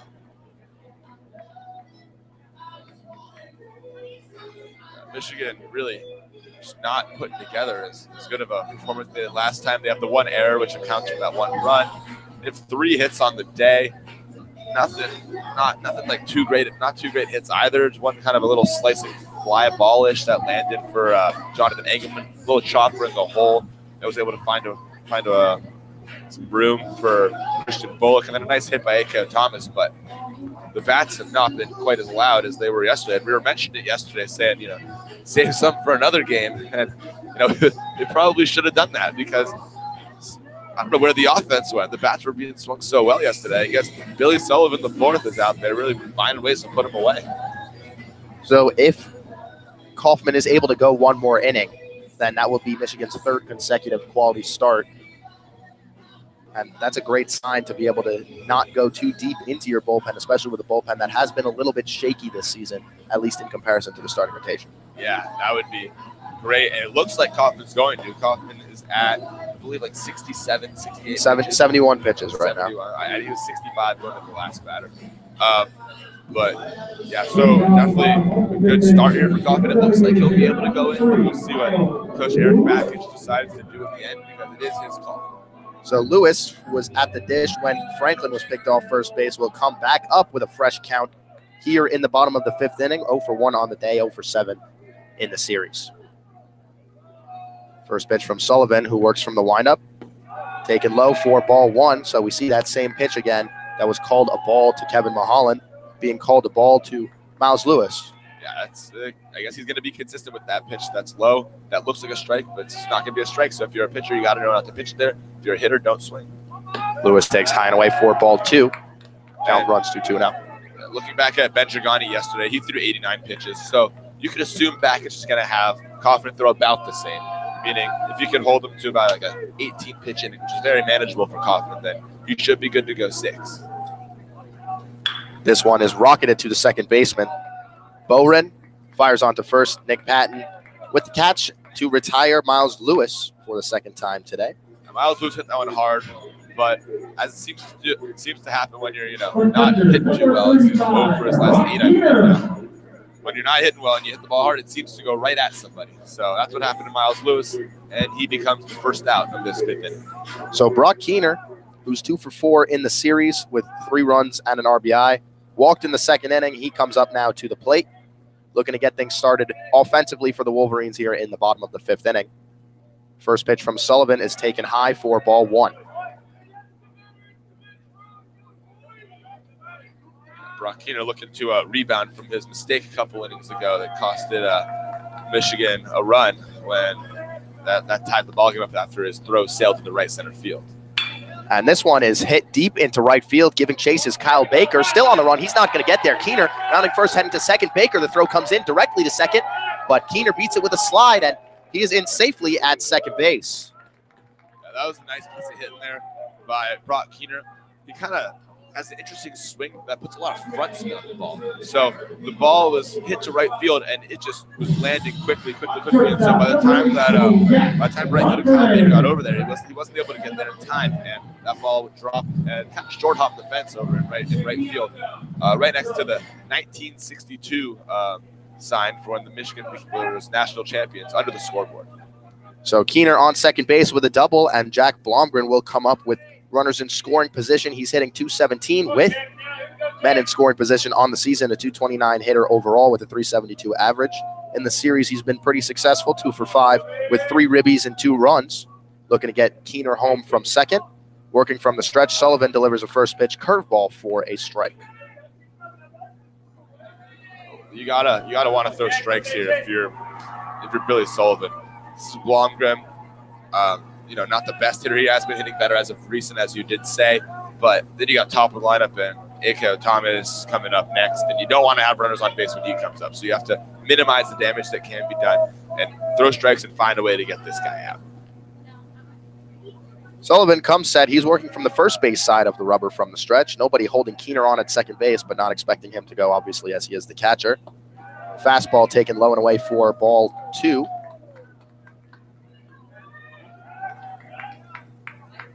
Sorry, ball 1. So the count now even up at 1-1 on the shortstop and 9-hole hitter Jack Blomgren.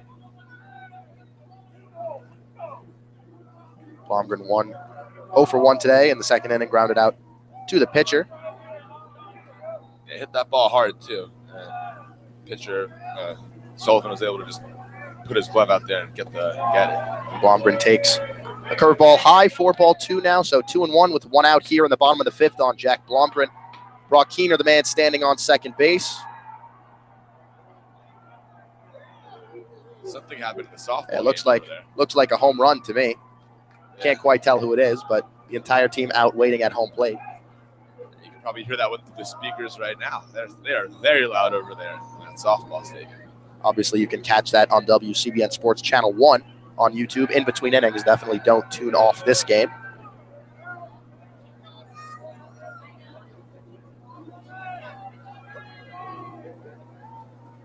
So Sullivan, after checking on Keener at second, no throw, but just stepping off to keep him a little honest. Looks back in to get his sign from Zach Miller, the catcher for the Delaware Blue Hens. Now Sullivan comes set, fires to the dish. Blomgren fouls this one into the parking lot down the third baseline, and it bounces into the track and field complex just behind us. Cars are safe for now. That one looked like he was headed straight for some cars. Then went over. There's 3 rows of cars in the parking lot. Went over all 3 rows. Bounced on the pavement beyond that, then bounced over onto the track. So we'll do it again. Count 2-2 here on Blomgren. Sullivan comes set and fires. This one fouled once again to basically the exact same spot. So Blomgren making Sullivan work here in the bottom of the 5th inning. He had 58 pitches coming into the inning. He will be throwing now his 6th pitch of the at-bat to Blomgren. That will be his 70th pitch of the day. If you're Blomgren, though, at least you're making him work here, making him throw a lot of pitches for the top of the lineup. Because 1, as the more pitches you throw, you're going to be tired. And 2, you're going to get taken out more quickly. So he's probably got another maybe inning or 2 left in him. So definitely good job by Blomgren. Have a great at bat. 2-2 is roped through the 5-6 hole, coming around third base, but holding up is Keener. The throw goes to second base, and now Blomgren, astute base running, takes second base on the throw. The left fielder, Chance DeFebo, did not hit the cutoff man, which allowed Blomgren to go to second base. And Jack Blomgren with his 3rd hit of the series, first of the day, to move Keener over to third, and he'll end up on second base.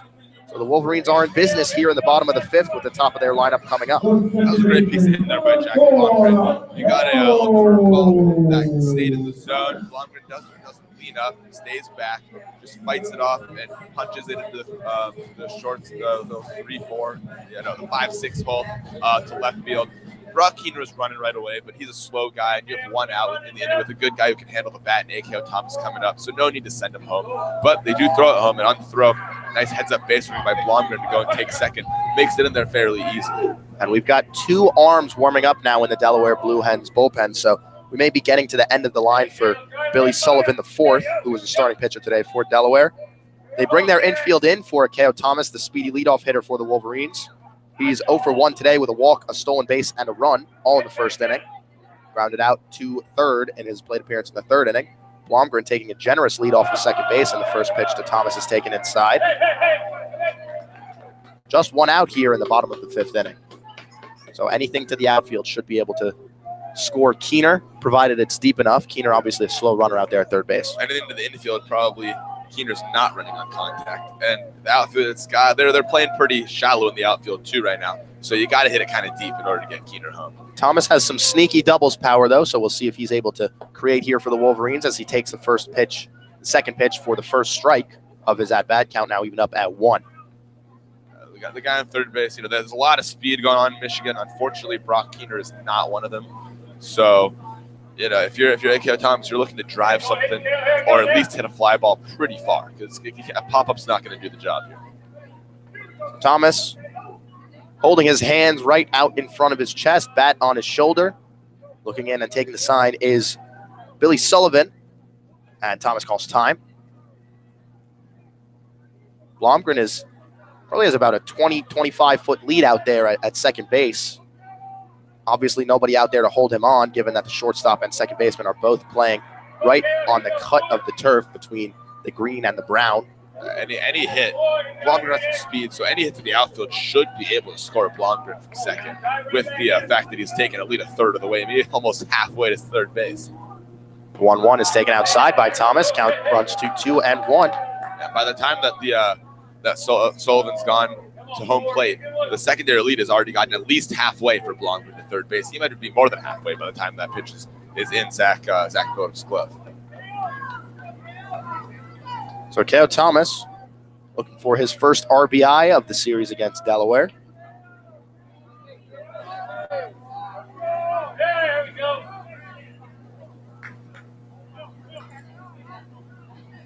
Steps out and steps back in. Sullivan digs into the mound, working once again from the first base side of the rubber. He comes set after getting a sign from Zach Miller and delivers. Thomas chops this one high up the middle. Keener is running on contact, and they're going to concede the run. Thomas able to drive Keener home from third base, but thrown out at first. The Wolverines now lead it 2-1 here in the bottom of the fifth. Keener was running on contact, which was interesting, but it was also a very soft hit high ground ball, where because Keener probably took a good secondary lead there, was able to get there before the slide in safely at home before the ball could even go into the glove of shortstop Jordan Hutchins there. So, good productive at bat for A.K.O. Thomas. All you got to do is put the ball in play and hope something good happens. It's exactly what Thomas does. And, as usual, the guy who can handle that best, A.K.O. Thomas, gets it done, puts Michigan back on top here at the bottom of the fifth inning. So Troy O'Neill, the pitching coach for the Delaware Blue Hens, now out there having a conference with the rest of the infield. Diaz Nardo, Jordan Hutchins, Eric Boren, Nick Patton, Zach Miller, all out there with Coach O'Neill and Billy Sullivan. We'll see if we get a pitching change here. Sullivan obviously just 1 out away from getting through this fifth inning with just 1 run allowed. Yeah, what I think is interesting here is that Blomgren didn't go to third base. Yeah, definitely an interesting call from Blomgren to stay on second, but he'll be out there running on contact since there are 2 outs. A base hit to the outfield should score him here. I mean, Blomgren should score, but with a secondary lead that goes to almost halfway to third base, a little ground ball, all you got to do is look at the runner ahead of you. And should have seen Brock Keener going home and decided to go after that. But not exactly sure what happened with Jack Blomgren over at second base, but could have been better base running for sure. So Christian Bullock, who was caught stealing in the third inning after a single, takes the first pitch from Sullivan on the outside corner for strike 1. Bullock in the series just 1 of 9 with a run scored. The 1 was his last at bat, though, so perhaps that is a sign of things to come. So 0-1 here on Bullock with 2 outs. Blomgren, the runner at second base, and Delaware employing a little bit of a shift there. Second base. Oh, and now he's running back to his position. Bullock checks his swing, and the third base umpire, Nathan Thompson, says he did not go. So the count now even at 1-1. It looked like they were shifting a little bit, but the second baseman just trying to keep Blomgren honest over there at second base. Bullock obviously a lefty at the dish.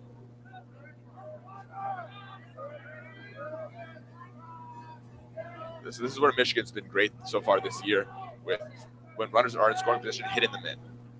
They're hitting as Bullock takes a called strike, bottom part of the strike zone for strike 2. Count runs to 1-2. Michigan today they're 0-3 with 2 outs, but 2 of 4 with runners in scoring position, so they have been able to get it done when need be. Yeah, we'll see here. Christian Bullock, who got the average back up over 300 after his base hit his last at bat. See if he can carry that momentum into this. The 1-2.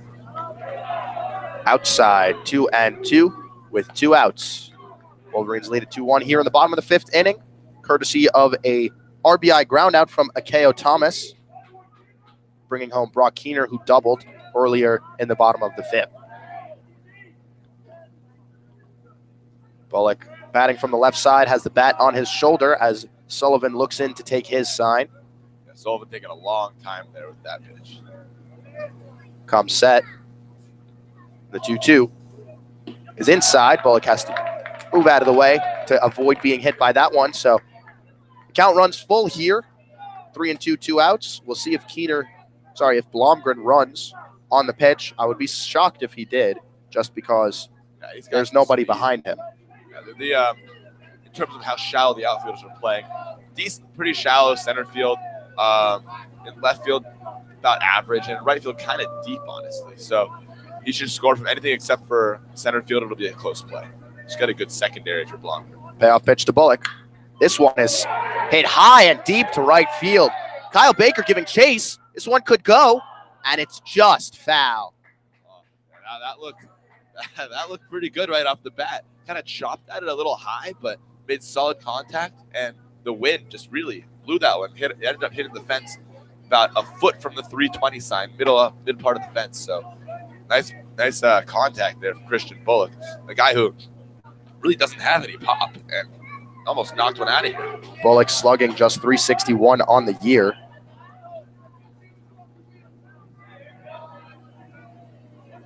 Gave that one a ride, though, with 3-2, but we'll do it again as Sullivan comes set in preparation. Once again, the payoff pitch now to Bullock. He grounds this one right back up the middle. That's going to be a base hit.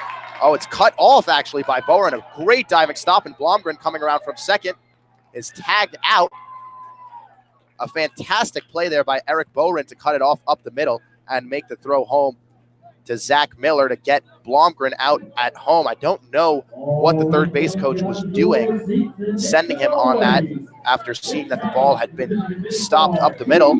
But the Wolverines are retired after just one run in the fifth inning. It will go as a hit, though, for Chris Bullock. So 1 run earned on 3 hits, no errors, and 1 man left on base at the end of 5. It's the Michigan Wolverines 2 and the Delaware Blue Hens 1 on WCBN Sports Radio's coverage of Michigan Wolverines baseball. I'm Max Brill, joined by Jerry Gusenberg. And Jerry, I definitely want to hear your take on that last send at the end of the inning. Yeah, so I see maybe why they would have sent him home, because perhaps you're not thinking, like, as a second baseman, that ball was hit up the middle. It looked like it had center field written all over it. And then a nice diving stop by second baseman Eric Bowen to prevent the ball from going to the outfield. So it was clearly a base hit there. But the third base coach probably is thinking he's not going to be aware necessarily he's going to be running home. He made the stop. He's going to get up slowly and not really pay attention, and then trying to steal one from him. So that was probably the thought. But if you're the third base coach, you got to realize that your next hitter coming up is Jonathan Engelman, and that's the guy you want with runner's scoring position. He's your number 3 hitter. He's been hitting solidly these past few games. That's what you want up, and you want to give him the biggest chance to get yourself a more than 1 run lead, as it is only 2-1. So he took a risk that I probably would not have done had I been third base coach. And second baseman Eric Bowen was very alert, came up right away and knew exactly what to do. Threw it home, and he threw it right as who was on second base at the time? Blomgren threw it right as Blomgren was rounding third base, and Blomgren was out by 30 feet. So he was betting that he wasn't going to be aware, and he wasn't. Wolverines have made, if I'm not mistaken, 4 or 5 outs on the base paths. They've been picked off and caught stealing. Picked off twice, caught stealing once, and then Blomgren thrown out at the dish there trying to advance. Yeah, the base running, as great as it was last game, it's really, really not doing as well today. So Carl Kaufman out for his 6th inning of work, delivers the first pitch for a low ball 1 to the 2-place hitter, Kyle Baker, the right fielder. He's 2 for 11 in this series, 2 RBIs, one of them coming in today's 3rd inning with a ground out. 1-0 pitch is taken outside for ball 2.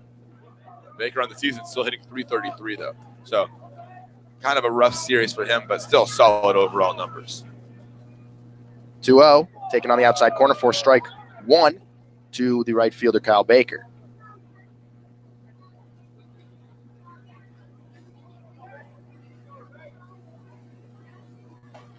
Kaufman delivers the 2-1. Another pitch on the outside corner taken by Baker for strike 2. So we're evened up at 2-2 here in the top of the 6th inning. Delaware looking to tie the score after giving up a run in the bottom of the 5th. Wolverines adding 3 hits in that inning, doubling their hit total, and Baker grounds this one down to the third baseman. It was Blomgren in the hole fielding that, actually, but Baker is safe. Good ball placement there from Baker. Not sure if that was intentional. Nelson dived and missed it. Blomgren had to field that in the hole and make the long throw, unable to get the speedy Baker. So Delaware has their leadoff hitter aboard. Nothing you can do about that if you're Michigan. Baker's hit in a great place. Kind of rolled over, little nothing ground ball, but who is it? Blake Nelson dove for it, and he's been getting everything. So if he can't get to it, then it must just be perfectly placed. Blomgren was able to get to it. There's a hand side, make a throw, but wasn't able to get him in time. So Diaz Nardo grounds the first pitch he sees down the third baseline, foul in the series. Nardo is 1 for 8 with a single that came in today's first inning. Also has a walk, struck out in the third. And now behind 0-1 against Carl Kaufman, who is working from the stretch with Baker on first base. Kaufman's 0-1 is a curveball taken. Looked like a little inside for ball one. You can hear the kind of oh noise from down in the stands, where many fans can't really understand how that one could not have been a strike. It started a little bit on the inner half of the plate and kind of curved in towards the center of the plate, but umpire Brian Miller had none of it. This one sliced, a pop-up on the infield, grabbed by Thomas for the first out of the inning. And Nardo's struggles at the plate continue in this series. Just was a little late, got that one off the hands. Easy pop-up right to K.O. Thomas. We're out number one. And now we'll see Nick Patton, who has struck out twice today, but is 4 for 10 with an RBI and a home run, obviously a run as well, in the series. Looking to get his first hit of the day after picking up 2 in each of the previous 2 contests. Kaufman, working from the first base side of the rubber, comes set and delivers, and Patton gives this one a ride to deep left field. Heading back is Wogu, and it won't get there. Off the top of the wall, Wogu unable to corral it, but the throw comes into a K.O. Thomas. And the Wolverines, after a long double by Nick Patton, somehow managed to hold the runner Kyle Baker to third base. It was a good recovery by Wogu there. That ball was hit pretty, not that high. It was kind of just a line drive to left center, where the left field just keeps going back and back and back. Kind of went off the top of the wall, right where the baseball number 31 Jim Abbott sign is, and just over the glove of a jumping Wogu at the wall. But he was able to quickly recover, grab the ball, and throw it in before Kyle Baker, who had to be a little hesitant because he thought that the ball might have been caught. So he was only at around second base when that ball dropped, and then quick release by Wogan. He's only able to get the second and third. So Kaufman in a bit of trouble here. Ground ball goes to Blomgren. They'll concede the run. Blomgren gets the runner, Chance DeFebo at first base. And the Blue Hens have knotted up at 2 here in the top of the 6th inning. Kaufman gives up his first earned run of the day. The infield was playing back, so they were, I guess, going to give up the run no matter what. And it's a good thing they did, because that ball would have found the left field had they not had the infield back. Blomgren plays it to his gloves, his hand side, my bad, and is able to scoop it up and throw it to first for the easy out. But they do give up the run, so it is now tied 2-2. So with a runner on second and 2 outs, coming up to the dish is Andrew Reich, the DH. Reich today is 0 for 1 with a walk. Hasn't played in this series prior to today. Runner on second base is Nick Patton, who had a double to move Kyle Baker to third base. Baker came around to score on the RBI ground out by Chance DeFebo, the left fielder, his first RBI of the series. Kaufman comes set, fires the 0-1, and this one is popped foul down the first base side, way out of play.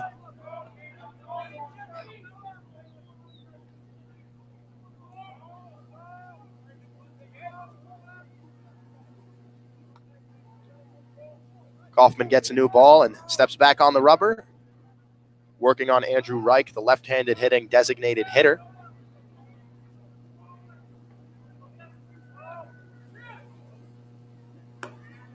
Reich takes the pitch outside for ball 2.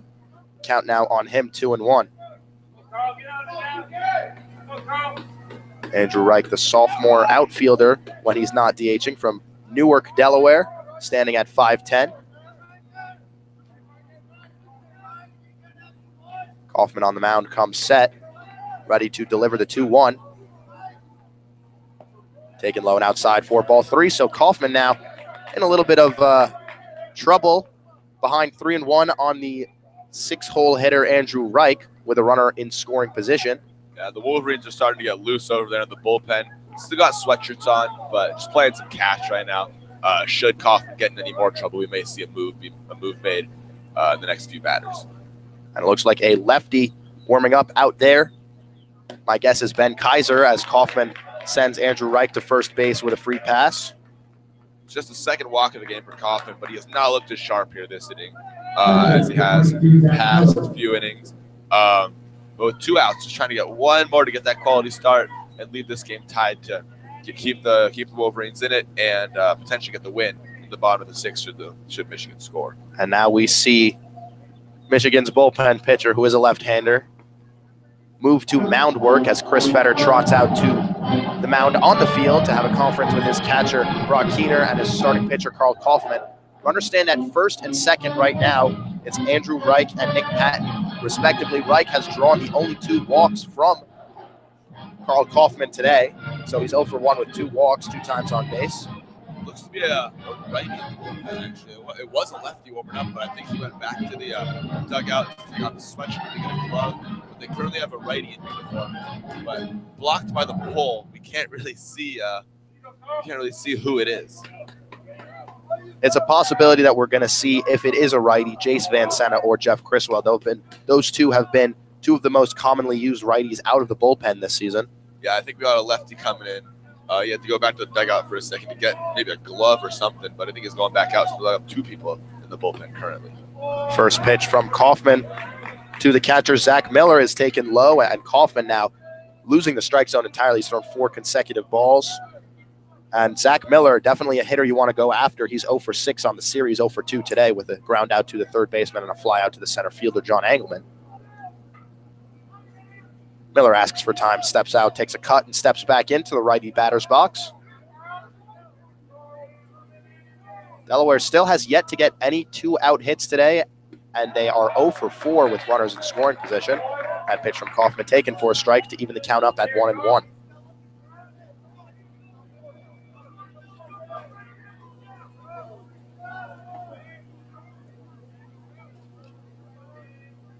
Kaufman taking a little while to get his sign from Keener, but finally does. Sets at the chest and fires. This one taken low for ball 2. So with 2 outs now, Carl Kaufman has thrown 6 of his last 8 pitches for balls. Yeah, Kaufman up to 85 pitches on the day. You don't think he's going to go much past 90, so this could be the last batter, maybe one more batter after that. But yeah, the control is not looking great right now. Kaufman delivers another ball low and in danger of loading the bases with a walk to Zach Miller, who has yet to get a hit in this series. Kaufman just 1 out away from a quality start here. Score knotted up at 2 in the top of the 6th inning. Yeah, Kaufman has really not looked great. He's thrown a couple strikes. 1 strike just got pounded over there by Nick Patton, and then a bunch of balls here. In danger of walking another batter. And he does walk another batter. This one taken in the lefty batter's box. 4-4. And we'll see if Coach Bakich makes a move, scribbling something on his lineup card. Don't know if he's going to ask for time. I mean, you just walked the guy who's 0 for 6 in the series, batting .220, essentially the backup catcher. So you walked the backup catcher on 5 pitches to load the bases with 2 outs in a tie ball game. I mean, if you're Carl Kaufman, you're just not hitting your spots right. You're not at your best. And if you're Bakich, you got to realize that he's got to go. This has got to be his last batter here, regardless of what happens. So back-to-back walks for Kaufman. He'll face Jordan Hutchins, the starting shortstop, who's just 1 for 3 in the series. Struck out in the second and flew out to the left fielder Jordan Wogu in the 5th. Takes the first pitch low for ball 1. So Kaufman, now the possibility very real of him walking home the runner from third base. The Blue Hens on the pond, so to speak. I get this as, Kaufman's mess to clean up, but if there's another ball, I would almost think about taking him out mid-batter. He's not looking great. This one taken inside for ball 2. And Kaufman now 8 of his last 10 pitches for balls.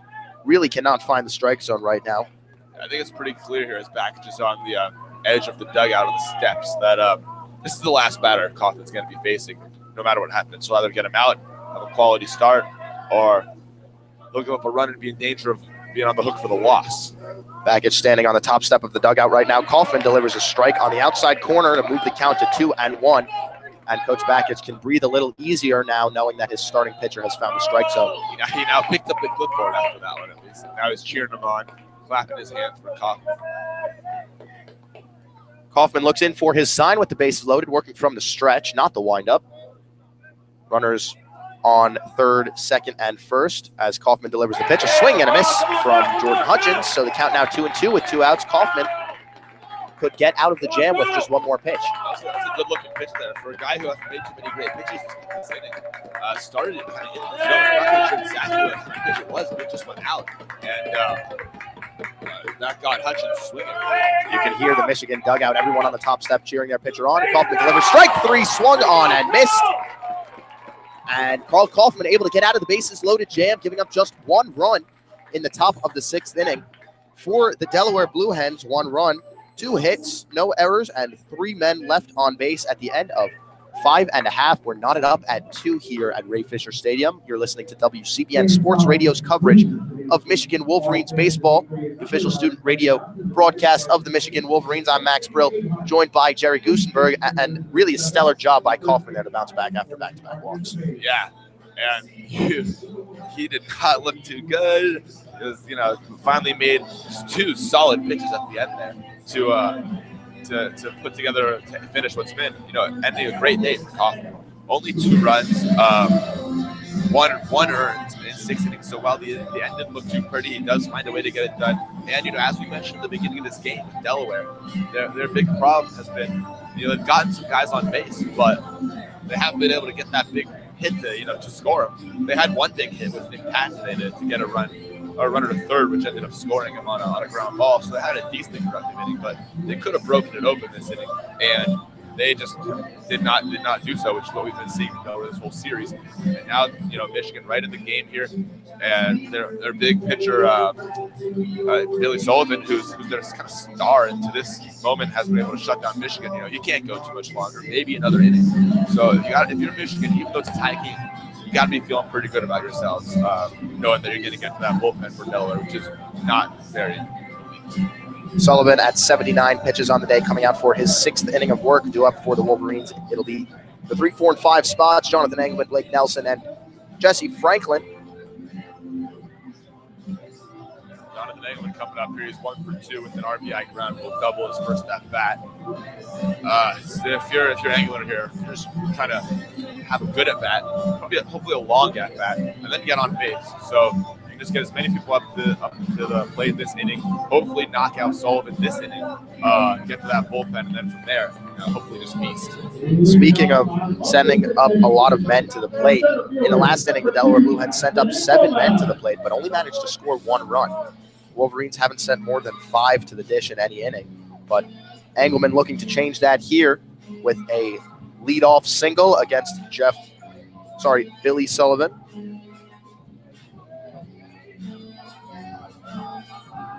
Engelman on the season batting .311.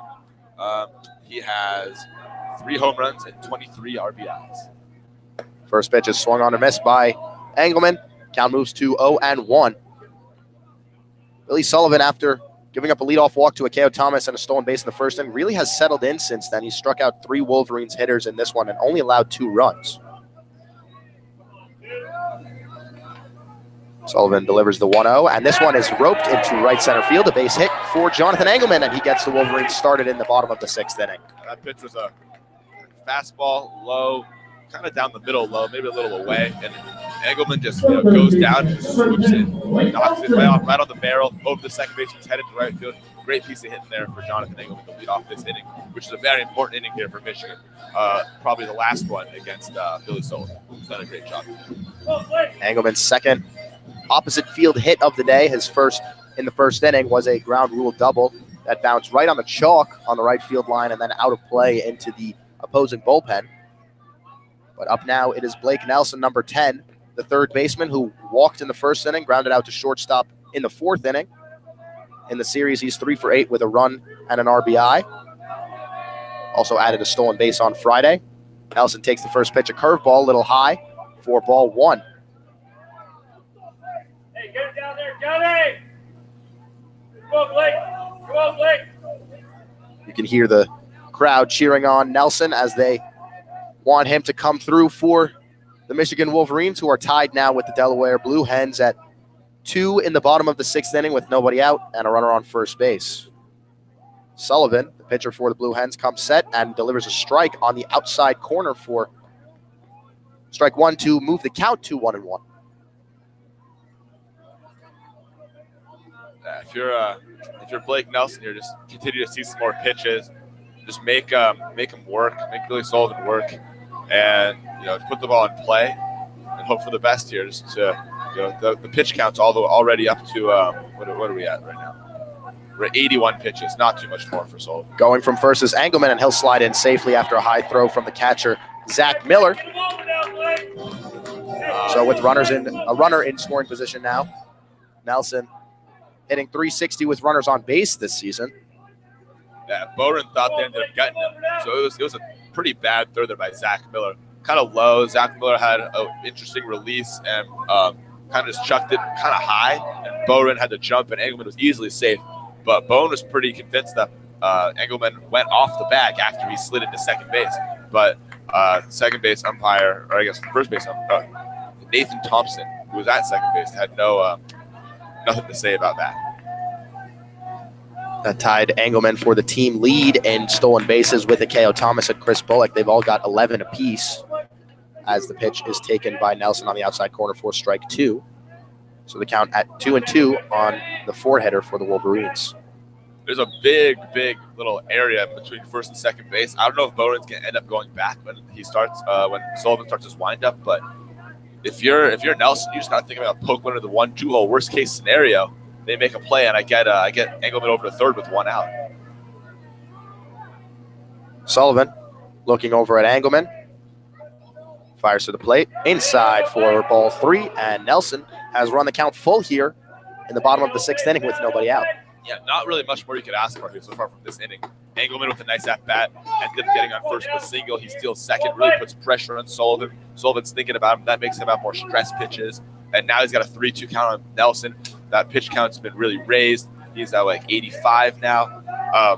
So just a great job tomorrow by Michigan. Let's see if can have a nice quality at-bat from Blake Nelson. So Sullivan comes set. The payoff pitch to Nelson. This one is popped high down the first base line in foul territory. Running after it is the first baseman, Nick Patton, but he can't make the play. Ball goes off his glove as he went into a slide. Yeah, the problem with that one, that was a pop-up that was right next to the dugout for Delaware. But so Patton kind of drifted to it first, kind of stopped and went, and then he ended up having to slide right next to the fence because he couldn't get there in time. And it's hard to slide and make the catch when you're going right up against the fence. But if he would have ran fast right away, he could have camped under it, and he would have been able to make the catch for the third out of the inning. But instead, he tried to do a little risky run, stop, and then dive for it, and it just didn't work out. Yesterday, we saw Delaware misplay 2 foul balls, and today, this their first, which could end up changing the result for Nelson. He grounds that one down to third base. Nick Patton makes the catch at first for the first out of the inning. So Michigan unable to capitalize there on the error from first baseman Nick Patton. Well, that's just not a good job by Blake Nelson. He's just not thinking. He hit a ground ball to third base. If you're Nelson, you got to try to hit the ball to the right side to move the runner from second to third. There's a pretty big hole between first and second. You may even be able to get a base hit out of it. But especially in a situation like this, where you're at the bottom of the 6th, and you really haven't been able to scratch many runs across. And you got Jesse Franklin, who's a guy who can handle the bat next as well. Like, you just got to get him to third base under all costs, especially with 2 strikes when you're just looking to put the ball in play. So, rough at bat there for Nelson, unable to get the job in the third, but he did have a long at bat, so you could definitely do that, and that is going to knock out Billy Sullivan, the 4th, from the game as a new pitcher comes in, and I'm trying to figure out who that is right now. So Sullivan's day done after 5 1/3 innings, 7 hits, 2 runs, 2 earned. Also responsible for Jonathan Engelman out at second base. He walked 3 and struck 3 out.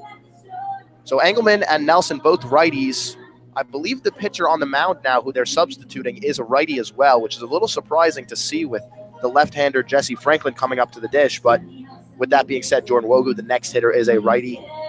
Lewis and Keener, both switch hitters. So it's possible that Coach Jim Sherman is wanting to play the matchups here and just stick with a right-hander against Franklin and then get Lewis and Keener on the weaker side of their pitching.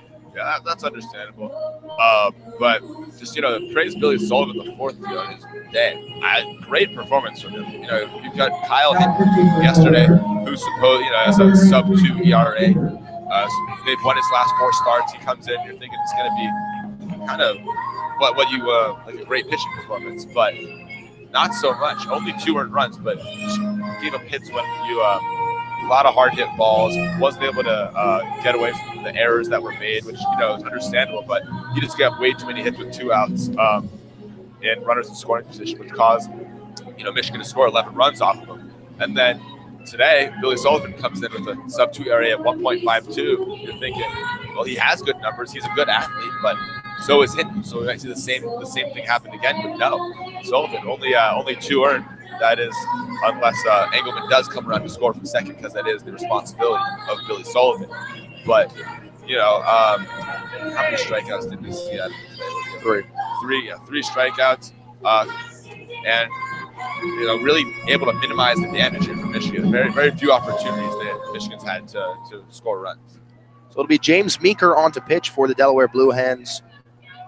Meeker, a right-hander, wearing number 19, the redshirt senior, out of Wexford, Pennsylvania. Also plays infield, hits from the left side, stands at 6'4", and delivers the first pitch inside to Jesse Franklin, a lefty. Franklin 1-for-2 on the day, was picked off of first base after getting a single in the 4th inning, struck out in the 1st, and looking to drive Engelman home here in the bottom of the 6th. The 1-0 is taken inside once again by Franklin. The count now 2-0 on him. He's a .333 hitter with runners in scoring position, .259 hitter with runners on base, and a .241 hitter overall. So he's been noticeably better in clutch situations. Franklin really taking his time over here. Standing in the box, taking deep breaths. James Meeker comes set, working from the third base side of the rubber, and fires. Franklin fouls that one into the Delaware Blue Hens dugout. Count now moves to 2-1 with 1 out here on the bottom of the 6th.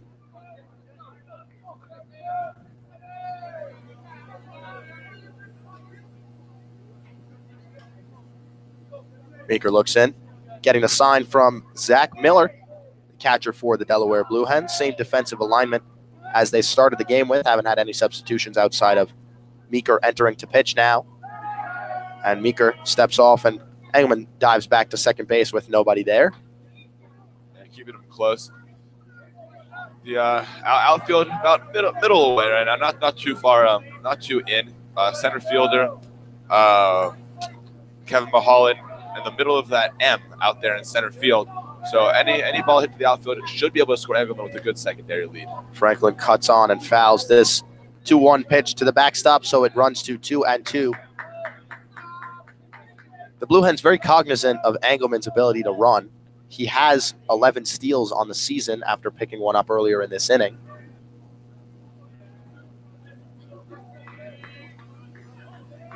(11 of 14). Meeker getting set to deliver the 2-2 to Jesse Franklin, left-handed hitter for the Wolverines. The pitch is lined back into the middle. Mulholland coming on, Engelman rounding third base. They're going to send him home. Mulholland's throw's cut off at second base, and there's going to be no throw to the plate, so the Wolverines have taken the lead back. It's 3-2 here in the bottom of the 6th inning. That's a nice piece of hit there by Jesse Franklin.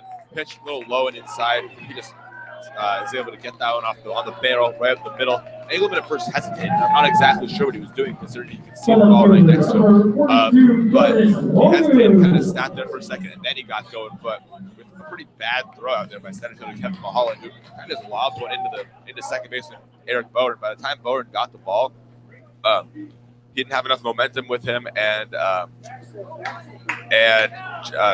Engelman was already rounding third base, and about a third of the way home, he couldn't put enough on the ball to get him home, to get him out at home. So he didn't even make a throw, and that put Franklin on first base.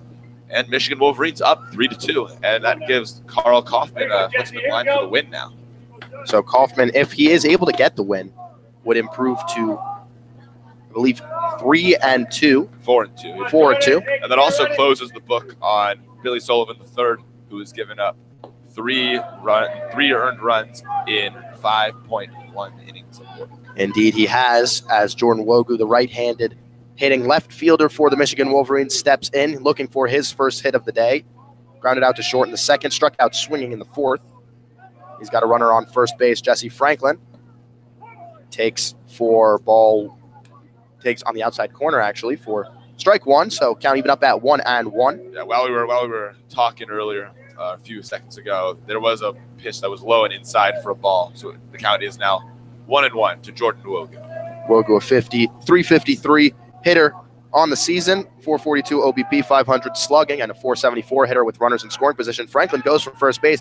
The throw from Miller is nowhere close and almost gets into center field. A good job there by the shortstop, Jordan Hutchins, to cut that off and prevent Franklin from taking the extra base, but Franklin now with his first stolen base of the season. Yeah, it's great for throws. That one was against Christian Bullock, where he got him out at second. They've been that bad for the other two that he's had. First one was or the last time when Engelman tried to steal second, threw it way up, had to cause Blomgren to jump up in order to catch the ball. And that time, that one was just a ground ball almost, like a couple of feet to the left of the second base bag. Had to just be scooped up by shortstop Jordan Hutchins in short center field in order to prevent the out from going all the way to the outfield. So Wogu now will be looking to drive Franklin home. He's a 417 hitter with wrist. Takes this one outside for ball two. Count runs to 2-2 on him. And now with the stolen base for Jesse Franklin, that's his second attempt today. He's 1 for 2. So now every single player on the Michigan starting lineup has at least 2 stolen base attempts in the season, apart from Brock Keenan. His, if I'm not mistaken, I believe his pickoff in the fourth inning doesn't count as a stolen base attempt because he was picked off. Okay, well, that does not count as a stolen base attempt then. So Franklin, a perfect 1-for-1 on the season, perfect. actually. Killing it. Look at as Wogu grounds out to the second baseman, Eric Boren, for the second out of the inning. Moving Franklin over to third base. Now Miles Lewis coming up to the dish.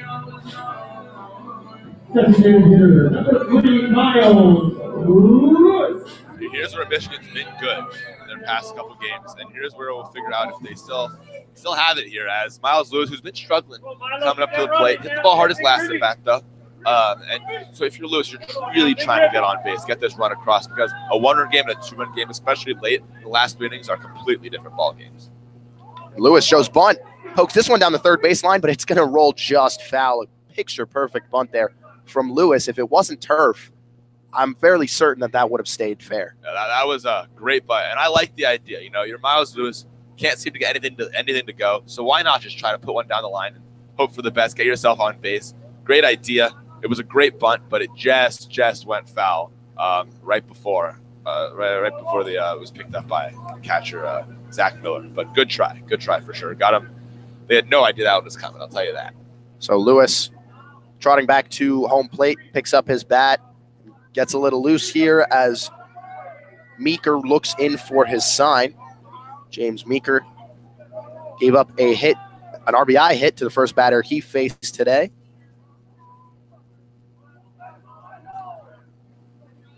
Lewis batting from the left side against the right-hander. Bloops this one on the infield. Shortstop Jordan Hutchins coming on, makes the catch and retires the side, but not before the Wolverines scratch across a run to give them the lead. They lead now 3-2 at the end of 6 innings. No 1 run on 2 hits there for the Wolverines, no errors, and 2-1 left on base. Jesse Franklin over there at third. So at the end of 6, it's the Wolverines 3, the Blue Hens 2. I'm Max Brill, joined by Jerry Gusenberg. Thank you very much, Jerry, for adding a bunch to the broadcast today. Appreciate it as always. It's been a pleasure, Max, Nick. It's been great being with you guys, and I'm excited to see what Nick Hornberg has for color commentary for the rest of this game. And you guys are a great crew here, and I hope you guys kill it. And Michigan looks like they're off to a good start at 3-2. Hopefully, going to do better from here. But thank you very much. It's been a great day, and hope you guys kill it, Max and Nick. Thank you. So Nick Hornberg now taking over for Jerry on WCBN Sports Radio, the official student radio broadcast of Michigan Wolverines baseball. Nick, what have you seen here in the last 3 innings that's changed for the Wolverines, able to get them the lead? Well, the Wolverines have had to work a little bit more, especially in that 6th inning. That was a very nervy 6th inning. Obviously, Carl Kaufman only gave up 2 runs in 6 innings. Obviously, that does count as a quality start, and it is fairly in line with his ERA. Is 3.37 coming in. It's not really going to change at all, given that 2 runs in 6 innings amounts to a 3.33. But Wolverines make it a little bit more nervy, getting themselves into nervy situations. But the hitters, excellent situational hitting. You see still solid output from the hitters with runners in scoring position. So to that end, the Wolverines have played well. And considering when I left the crew 3 innings ago, it was a tie game, and now it isn't, I think the Wolverines are still in good position here. So you hear "Come On, Feel the Noise" by Quiet Riot in the background. That means Jeff Criswell, the right-hander, is coming on to pitch. Criswell, number 17, is a freshman right-hander standing at 6'3". On the season, Criswell has been very, very solid. 2.93 ERA, 1.00 WHIP, 14 strikeouts in 15 and a third innings. Well, not sure how I feel about the Quiet Riot, but Criswell, obviously a fairly large human being, standing at over 6 feet, and his pitching motion, as we discussed at the Bowling Green game, kind of compared him a little bit to Chris Sale. He's 6'3", 210, uses all of that frame as he kind of comes across and then unwinds as he comes all the way back around, puts some torque on the ball, and as it comes in, can fool hitters, and obviously very effective in that Bowling Green game in relief. So far off to an excellent start in his Michigan career, only a freshman from Portage, Michigan. But we'll see what he can do here in the 7th inning, up 1 run. Only a freshman, but he's been one of Coach Bakic's most trusted relievers so far this season. He replaces Carl Kaufman, who went 6 innings, gave up 5 hits, 3 walks, struck out 7, allowed 2 runs, just 1 of them earned. So now Criswell, working from the windup, will face the 9-hitter Eric Boren and throws the first pitch for a strike. Looked like a 2-seam fastball there from Criswell. On the day, Eric Boren, the second baseman, 0 for 2, 1 for 6 with 3 walks in the series, takes the second pitch right down the middle for strike 2. So Criswell not hesitating whatsoever to get started. Right now, it looks like Criswell's, at least against Boren, is going to play down in the zone. That, of course, ball 1 was low. And Criswell working quickly, throws an 0-2 curveball that's fouled into the seats. Hit right against a bench there. Nobody was sitting there. But that was a little more inside, but again, still down. Criswell looking like I can't tell if he's trying to get Boren to chase on pitches down low, or he's trying to induce weak contact. But either way, he's up in the count 0-2, so he's successful thus far. The 0-2 from Criswell is taken just off the plate for a ball. Well, trying to get him to chase there is a little bit too outside to fool Boren. Good idea there from Criswell and Brock Keener, his catcher, though. Trying to get Boren to chase. Criswell now will fire the 1-2. It swung on and hit deep into left field. Wogu giving chase. That one is off the top of the wall. Boren heading into second base, and he is tagged out after a great throw from Jordan Wogu in left field. You can hear the crowd in the Michigan bench going wild. An absolutely incredible throw. Played that ball perfectly off the wall, fielded it with his bare hand, and fired into it. K.O. Thomas, no cutoff man at second base to retire Eric Boren after the lead-off single and caught stretching. Well, as a fan of an American League team that is not the Boston Red Sox, I cringe a little bit every time I see a high wall in left field. And usually, most teams come in, see walls like that, they don't know how to play it.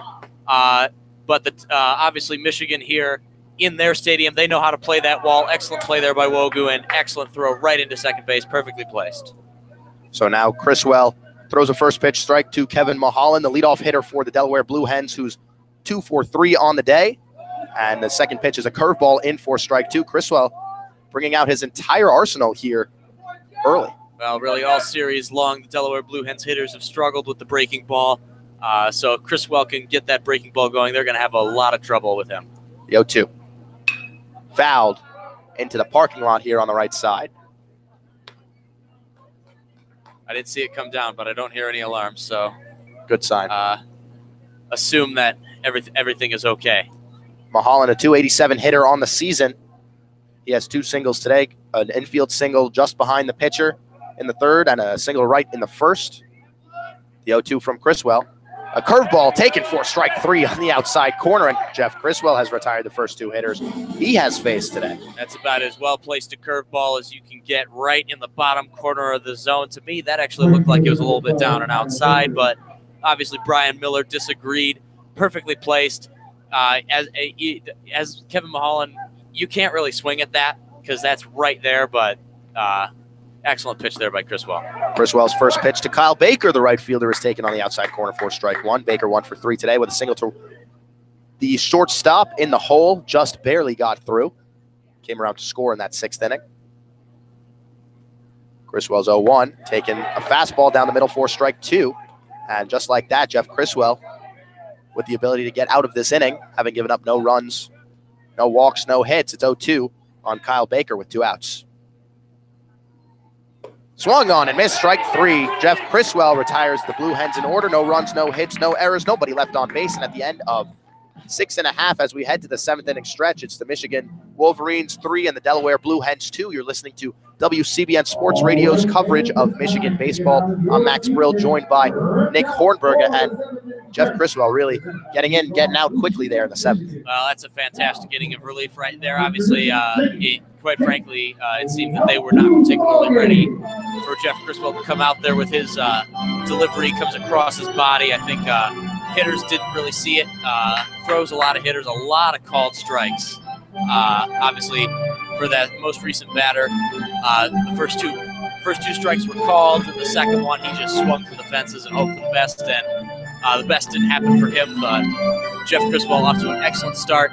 Now he's pitched long relief before, so it'll be interesting to see how much if he just pitches the 8th, or if Eric Bakich chooses to go the closer route for the 9th. So Criswell throwing 12 pitches in that inning, 11 of them for strikes. And we don't have a gas here, a gun here at Ray Fisher Stadium. He was up there throwing gas. I was sitting in the stands for Wednesday's contest with Teo Mackey, who's another member of our WCBN station. He had his radar gun there. He was clocking Criswell at around 93 or 94. That should be the next investment for our athletic department. We need guns at the baseball and softball stadiums.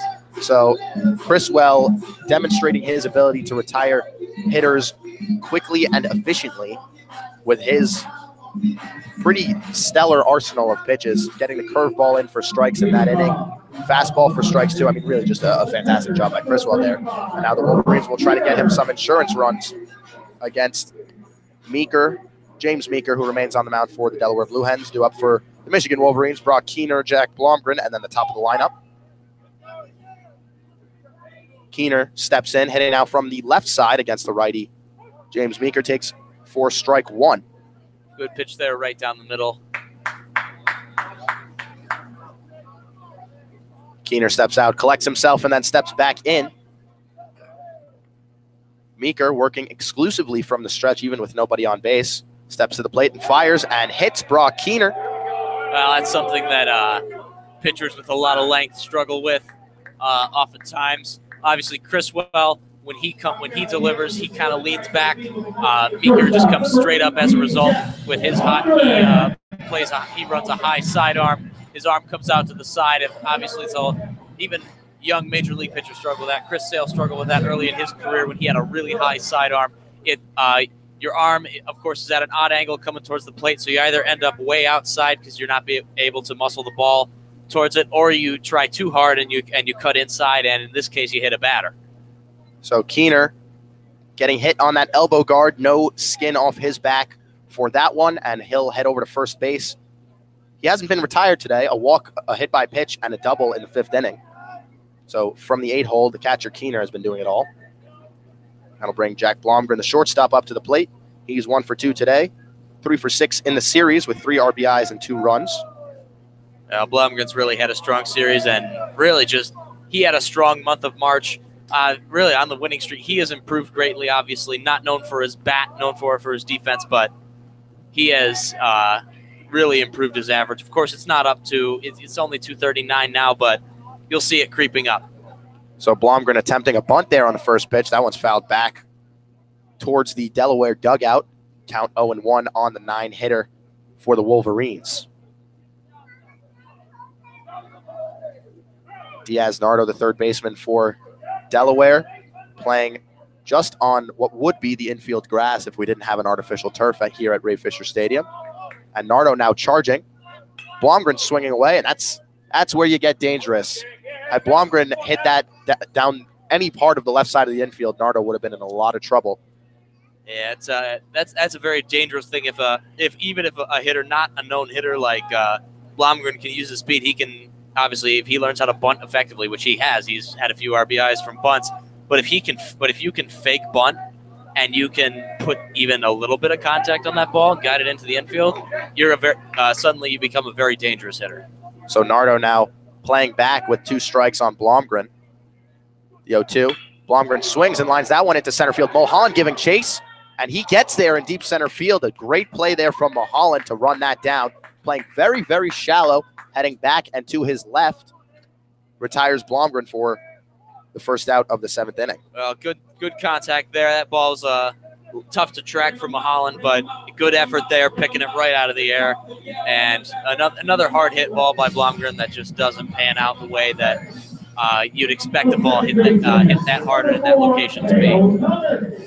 So the Michigans will turn over their lineup for the 3rd time today. Akeo Thomas 0 for 2 with a walk, a stolen base, and a run, and an RBI in this competition. So he's got just about everything but a hit. Takes the first pitch on the inside corner for strike 1 from James Meeker.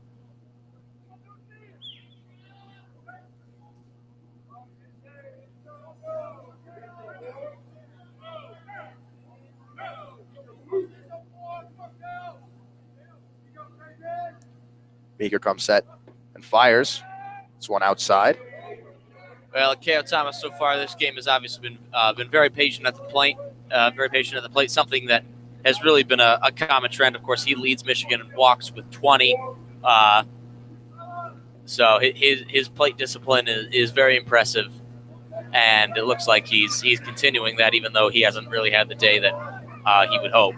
Thomas swings and fouls this one down the right field line into the parking lot. Don't hear any car alarms, so seems that we're good for now. Heard that clatter off the pavement.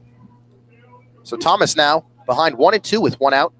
Brock Keener, the runner on first base.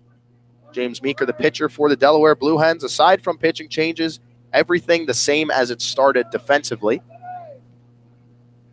Yeah, of course, Michigan especially dipping deep into their bench during the 11-0 victory yesterday. But today, both teams appear set in their lineups. Obviously, this is still a close game, so I can understand why. James Meeker checks over on Keener at first base, but nothing doing there. Now he comes set, ready to fire the 1-2 to Akeo Thomas. Thomas swings and pops this one up. Behind the second base bag, 3 players there, but taking over is Jordan Hutchins, and he retires Thomas for the 2nd out of the inning. That's something that was kind of lacking for Delaware yesterday, is leadership in the defense, obviously. Good work, Hutchins to come in there and wave the other players off, but as we saw yesterday, foul ball, 2 players crashing into each other, trying to go after that, and as a result, though there was no catch, neither player was willing to go claim that ball.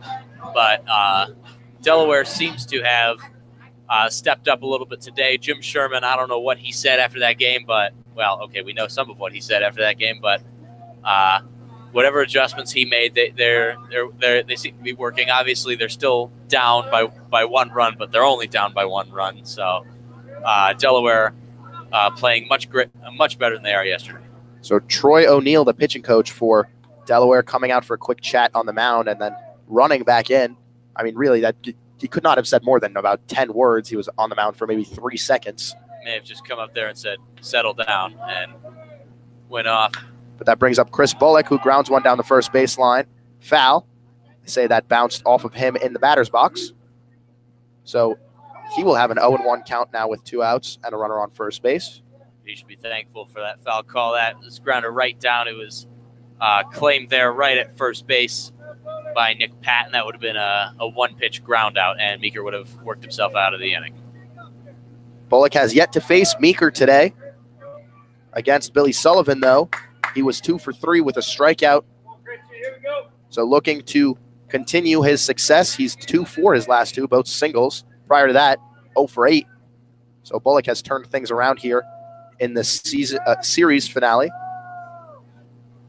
Bullock pops this one, foul down the third baseline, and that runs the count to 0-2. Bounced off the roof. Oh, it bounced off Yost Ice Arena, then bounced off the ambulance.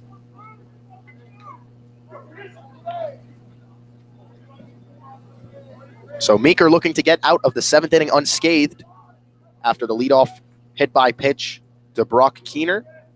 Chris Bullock batting from the left side, ready for the 0-2. And this one a pitch out. I don't exactly know why Keener has no stolen base attempts on the season.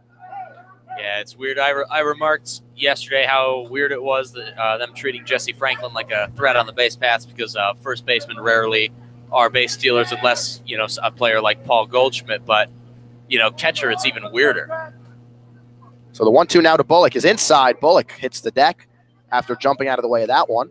Count now runs to 2-2 with 2 outs and Keener on first base. And the thing about Jesse Franklin is that he came into Michigan as an outfielder. He's listed on their roster as an outfielder. He's been seeing a lot of time at first base, so clearly a dual threat in the field, but outfielders certainly are generally capable base stealers. Bullock should be thankful he got out of the way of that. That looked like a misplaced fastball. That's a dangerous one to hit. That's going to hurt. And Bullock rounds that one to the first baseman. He takes it himself. So a 1-2-3-4 inning for James Meeker. Wolverines get no runs, no hits, no errors, and 1 man left on base at the end of 7. It's the Michigan Wolverines 3 and the Delaware Blue Hens 2 on WCBN Sports Radio. I'm Max Brill, joined by Nick Hornberg, and as we head to the 8th inning, it looks like we're going to get Criswell once again here. It makes sense. Had an excellent inning, only threw 12 pitches, and really, Delaware had no idea what to do with him. Excellent inning there by James Meeker, really kind of settling down after bringing around the inherited base runner when he came in to relieve Billy Sullivan the 4th, letting him come around to score. But good job settling down there, and Delaware is going to stay competitive in this game.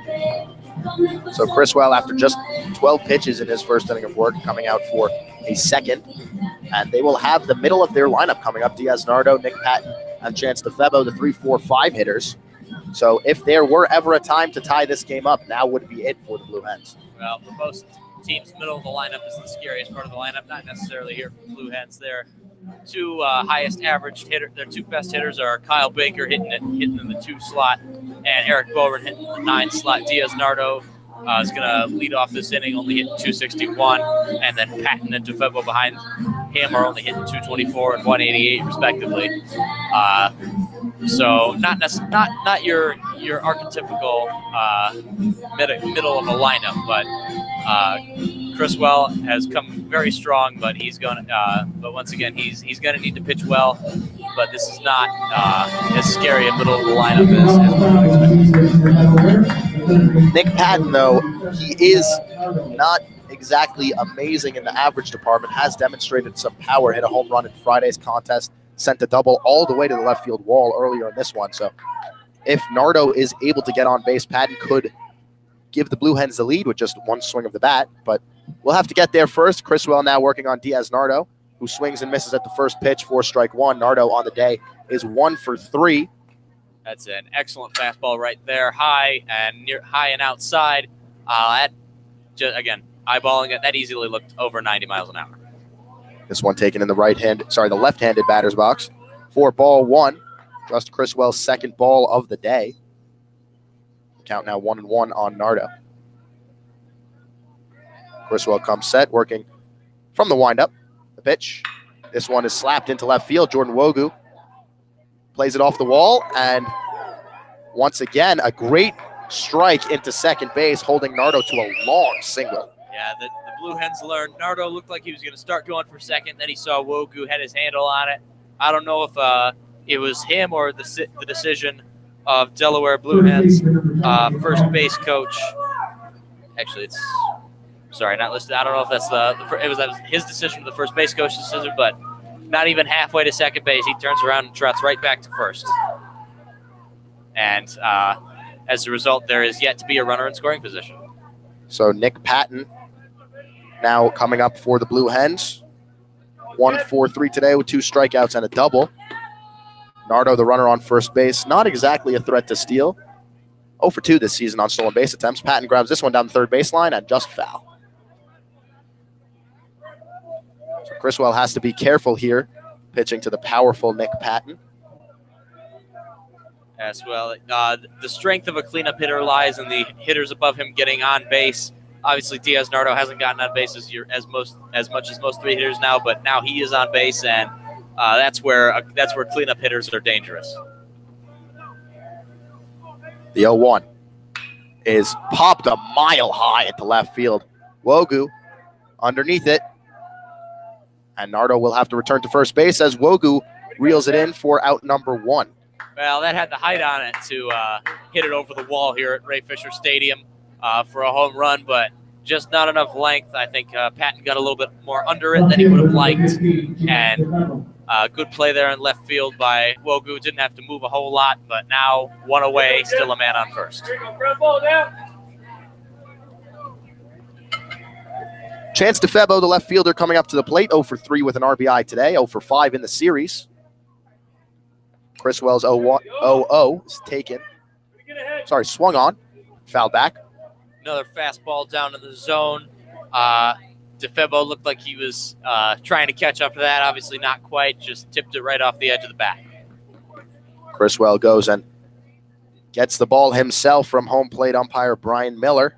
Criswell working quickly, as he is wont to do, and working from the stretch with Diaz Nardo on first base.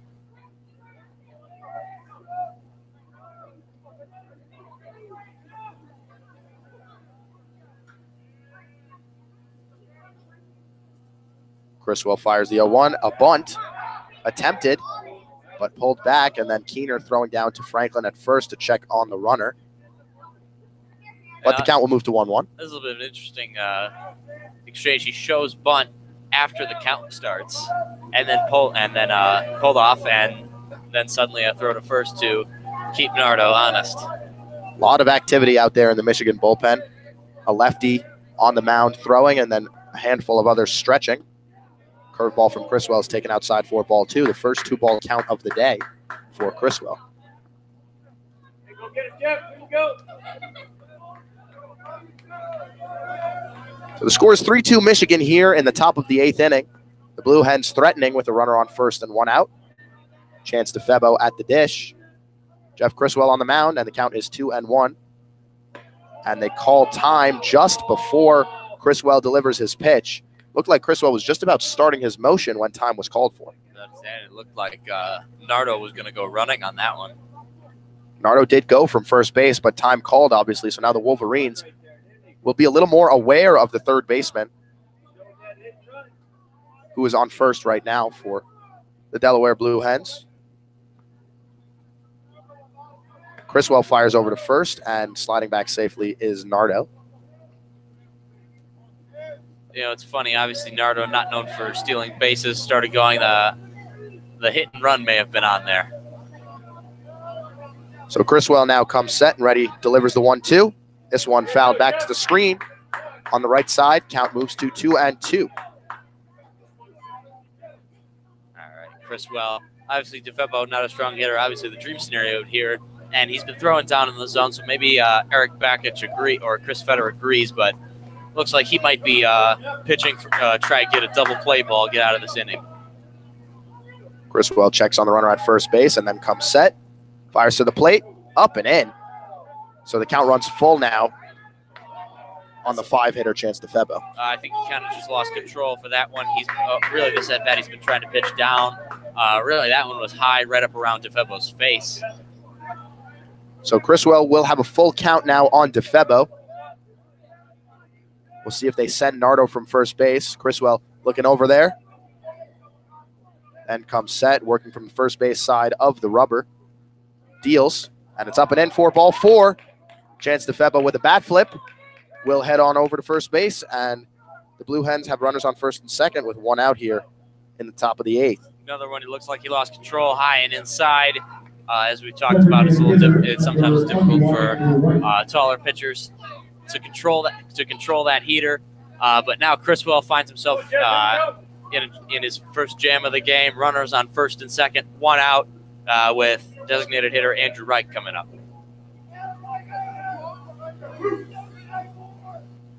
So Reich is 0 for 1 today, but he has 2 walks, so he's done a good job of reaching base on the season. That's kind of been the story for him. He's a 167 hitter, but has a 318 OBP. A little bit like Austin Nigabrugge, the Delaware Blue Hens starting designated hitter yesterday, only hit 167, but led the team in walks.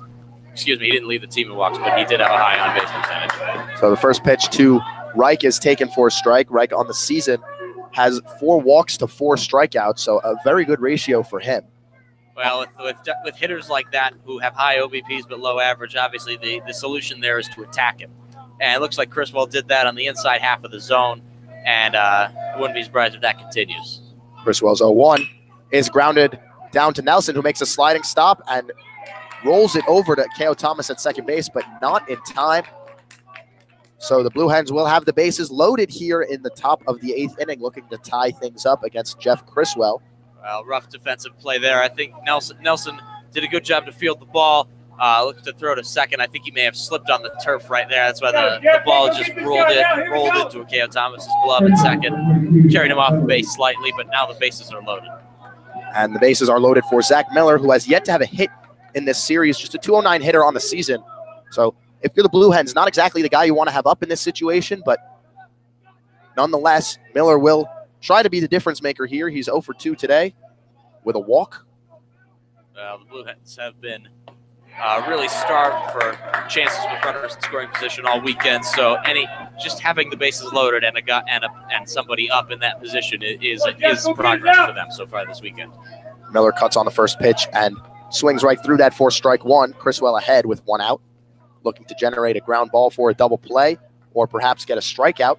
Is the Michigan Wolverines' young right-hander. Throws a curveball that's popped foul down the third base side, and just like that, Criswell ahead 0-2 and nearly catching that white car over there in the parking lot. Just missed that white car, nearly struck it right on the windshield.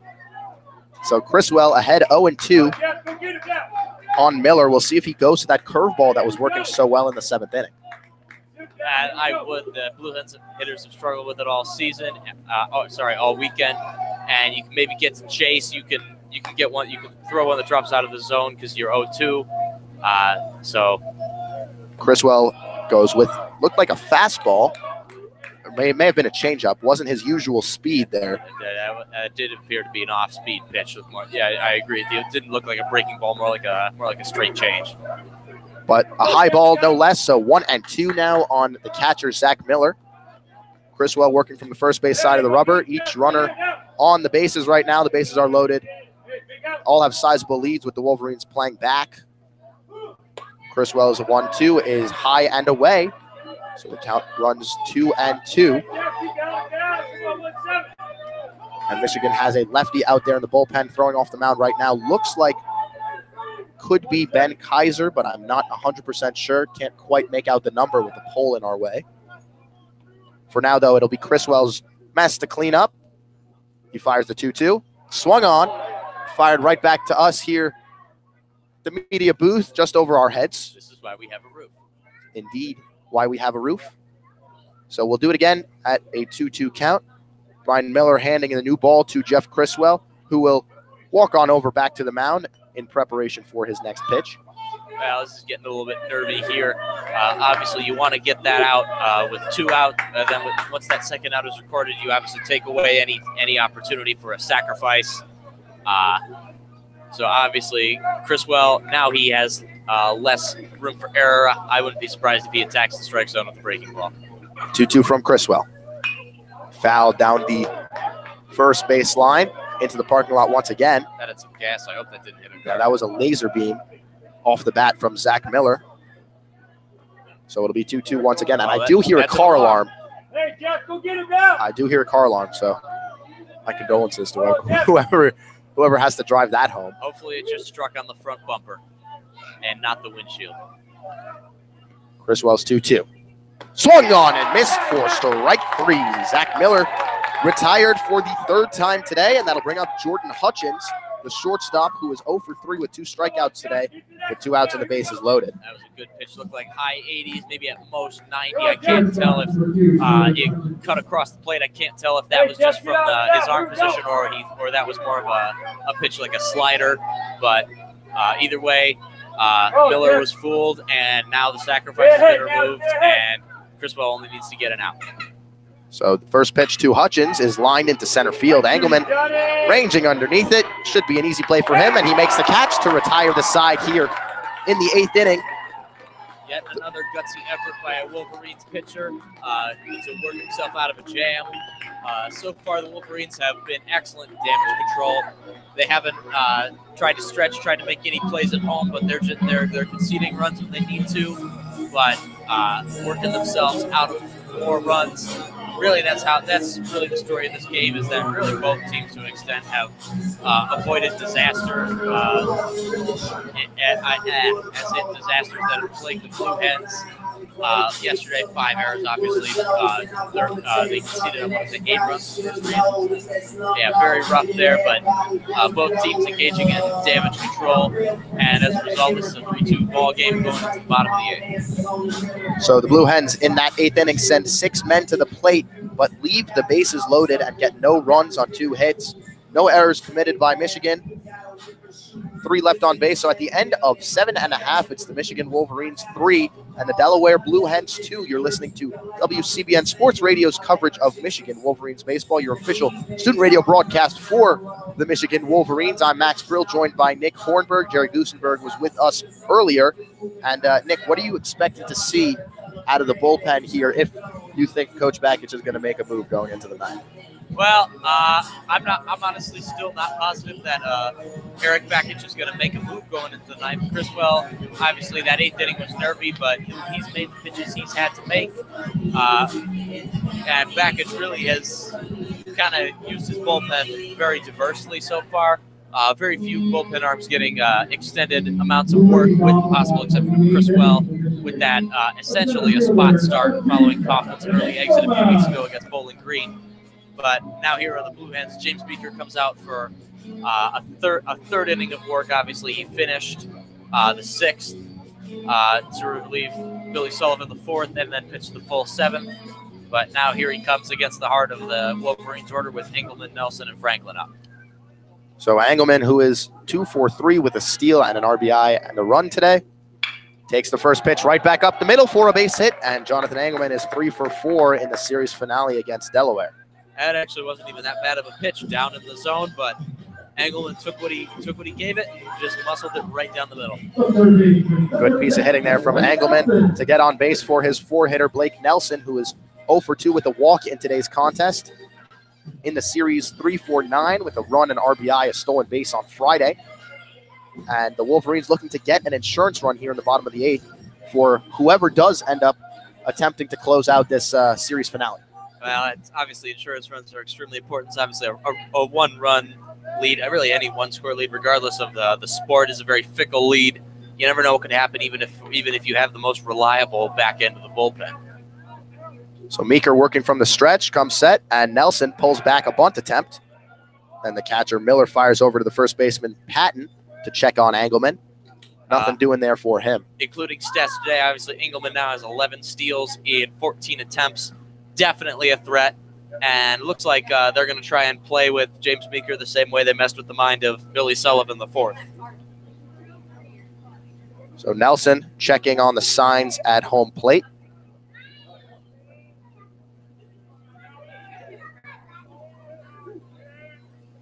Nelson steps back in. Engelman gets his lead over there at first base, and Meeker comes set and fires. Nelson shows bunt and fouls this one down the first base line. Count 1-1.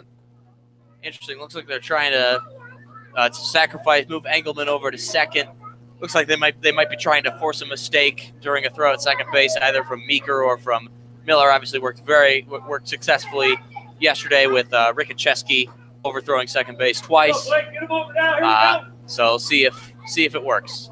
They haven't been able to successfully lay down a bunt so far this game, though. Personally, I can't say I'm a fan of the sack bunt, but I can totally understand where Coach Bakich is coming from. And a pitch out, Engelman runs, and he's caught stealing at second base. Well, Engelman's leadoff wasn't particularly good. Didn't get the greatest jump in the world. The pitch out was good. Excellent throw there by Miller, but honestly, it didn't really have to be that great of a throw. He had time. They had Engelman dead to rights. Yeah, another base running error from the Michigan Wolverines, and They've made about 6 outs on the base paths today. Well, that's a consequence. Eric Backett so far this season has been extremely aggressive on the base paths. Sometimes you'll force fielding errors. Other times you'll get like what you've got today. So Nelson grounding out to the first baseman. Nick Patton flips to Meeker for out number 2 this inning, and that'll bring up Jesse Franklin, who's 2 for 3 with an RBI and his first steal of the season on the day.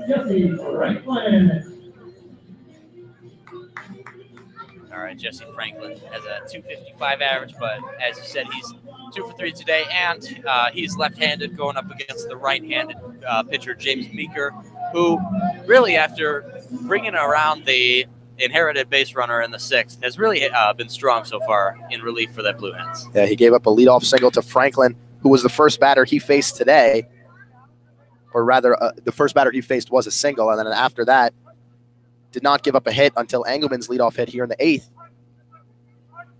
So we'll see if Franklin can continue the success he had against Meeker in the previous AB. Meeker, though, doing a great job so far, coming in and keeping it at least close for the Blue Hens. The 0-1 is taken inside for ball 1 to Franklin.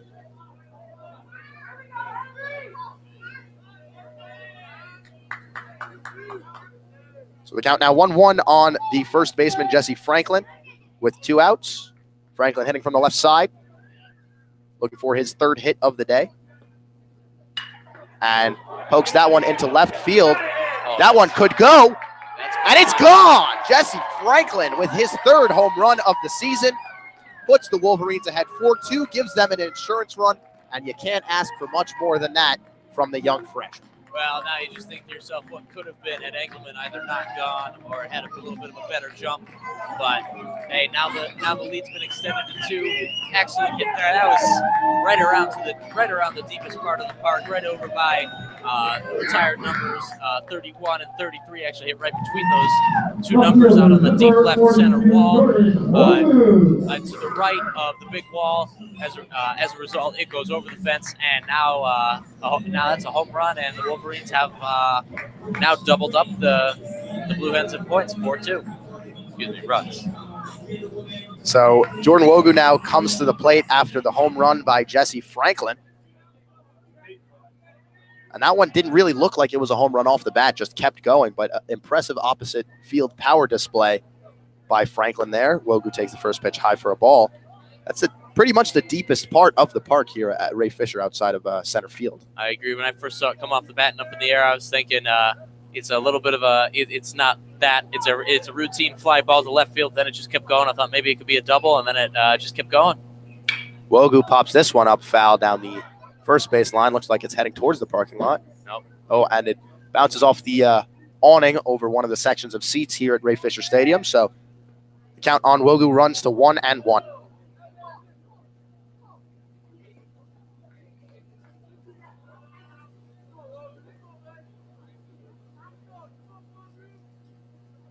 Wogu with the bat on his shoulder. Takes the 3rd pitch of the AB for a strike. Count on him is 1-2. Wogu 0 for 3 today. Yeah, Jordan Wogu obviously not had the greatest day so far today. Another patient hitter, not unlike Akeo Thomas, who's also had a bit of a rough day. 1-2 is bounced right back to the pitcher. A nice athletic play there from Meeker. And he flips on over to Patton for out number 3, but the Wolverines get 1 run across. They had 2 hits, no errors, nobody left on base. Jesse Franklin getting the insurance run on a home run to left center field, and so at the end of 8, it's the Wolverines 4 and the Blue Hens 2. You're listening to WCBN Sports Radio's coverage of Michigan Wolverines baseball.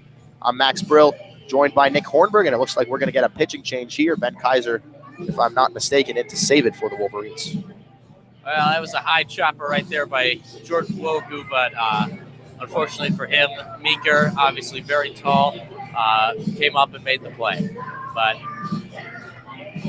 and this is actually going to be Will Tribuker, who came on to finish out Friday's victory against the Blue Hens, a different lefty. So Tribuker will have the save opportunity here. Well, Tribuker, a very hard thrower, but looks like he'll be he'll be in a bit of a difficult spot. His pitching against the three best hitters, the three best contact hitters, I should say, in the lineup. Bowen, the number 9 hitter, hit 317, 1 for 3 today. Kevin Mulholland, 284, 2 for 4 today, and Kyle Baker, 338, 1 for 4 today. And all three of them are right-handed, going up against the left-handed Tribuker. So clearly, Coach Bakich has a lot of faith in Tribuker if he's going to send him up there against 3 righties. Tribuker with pretty solid numbers on the season. And we have a handful of defensive changes for Michigan, wanting to get their defense as good as possible for the top of the 9th here and what they hope will be the Blue Hens' last chance to scratch a run across. Yeah, Michigan's selling out for the save here. It looks like they really don't want to play extra innings here today. Can't blame them, as it's getting a little chilly here at Ray Fisher Stadium. Yeah, it's been a little chilly all game. All the players out here today are wearing sleeves. Obviously, Austin Batka coming in relief. Yesterday was the only one who wasn't wearing sleeves yesterday. And it's good, 7 to 8 degrees colder today than it was yesterday. However, there obviously temperature largely feels similar because of lack of wind chill today relative to yesterday. So Meeker's day, after 2 2/3, we'll see if he gets to continue, but Jeff Criswell's day is certainly over. 2 innings pitched, 3 hits, no runs, 1 walk, and 3 strikeouts for the fireballing righty. He's replaced by Will Tribuker. Another good relief effort. Just got to do what you got to do. First pitch is taken for ball 1. Oh, interesting there. Move by the Blue Hens. Look like they want to play small ball. Bowen out there, obviously a 317 hitter, and he's laying out to bunt that first one. Bowen takes the second pitch inside for ball 2. So the count now 2-0 on the 9th-place hitter for the Delaware Blue Hens.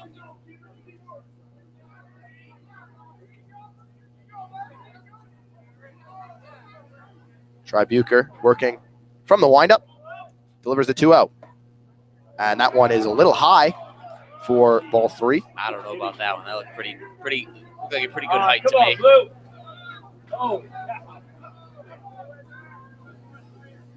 Tribuker comes set, still looking for his first strike of the day. That one's right down the middle for strike 1. Count now 3-1.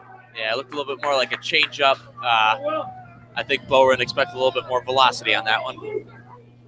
So 3-1 is the count on Eric Bowen.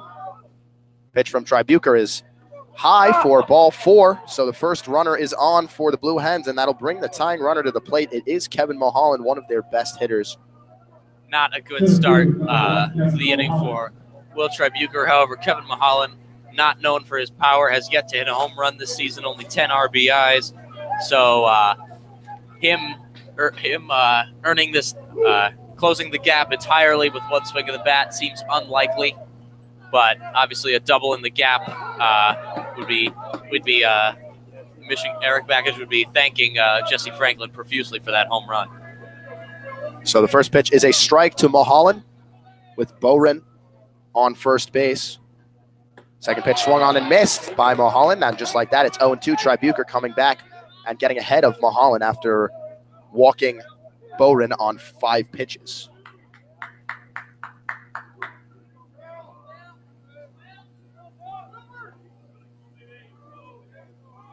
Bowen a threat to steal over there at first base. Tribuker's pitch is in the dirt. Nice scoop by Keener behind the dish. Yeah, Keener so far has been very solid behind the dish, covering up balls. Obviously, Michigan pitchers have used a lot of breaking balls this weekend. Excellent work there so far. Obviously, his throw to second on that one attempted steal by Mulholland was poor, but aside from that, a good game out in the field for him. Mulholland pokes this one into center field. Coming on is Engelman, but he is going to have to let it fall. And Mulholland represents the tying run over there at first base with Kyle Baker, the number 2 hitter who has the highest average on this Delaware Blue Hens team, coming to the dish. I must say that was probably a smart move there by Engelman, letting it drop as opposed to laying it out. If you don't trust yourself to make that play when diving, then you're in a bad position. You lay out for that, it goes right past you. That's a triple, and actually, obviously, Mulholland, a player with speed, that's an RBI triple, and plates a run, but now just letting it drop. There's runners on first and second. a lot better situation. So Baker 1 for 4 today. He has 2 strikeouts. Tribuker still looking for his first out with runners on first and second. Fires to the plate, and Baker shows bunt. Coming in is Schmidt and making the diving play in foul territory. So the first out for Tribuker, a good play there from Matthew Schmidt, who's entered the game at first base. That was an excellent play there by Schmidt, and that's actually a big deal. Now, had he let that drop, that would have been a bunt foul, but that's big. You've basically gotten a free out. You're not no runners have advanced. Obviously, Tribuker only threw 1 pitch. A lot of good in that at-bat. A lot of good. And the rest of the defensive substitutions for Michigan, Jesse Franklin heads from first base to left field. Joe Pace takes over for Chris Bullock in right, and the aforementioned Matthew Schmidt taking over at first base. Tribuker on the mound gets a ground ball to Akeo Thomas. Thomas flips to second for 1, and unable to make the play at first base is Jack Blomgren. He just eats it. So 2 outs now for Tribuker with runners on the corners. That's good. Baker has a lot of speed. He would have beaten out that throw unless Akeo Thomas really put some gas on it. But at that point, you call the aim into question. So good there. Get that second out. Yes, there's a runner on third, but obviously they can't sacrifice him home. Just take that. Don't try to force it. Don't commit an error that might result in Boren scoring. But just take that second out. They have 1 out left with Patton, obviously a hitter who has power but a low average. So just take that second out and try to end the game here. First pitch to Patton, who has a home run in this series and a double today, is a ball outside.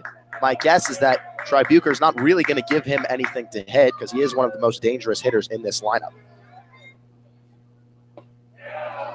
This one is taken low for ball 2. Don't quite know where that missed, but I mean, I guessed low.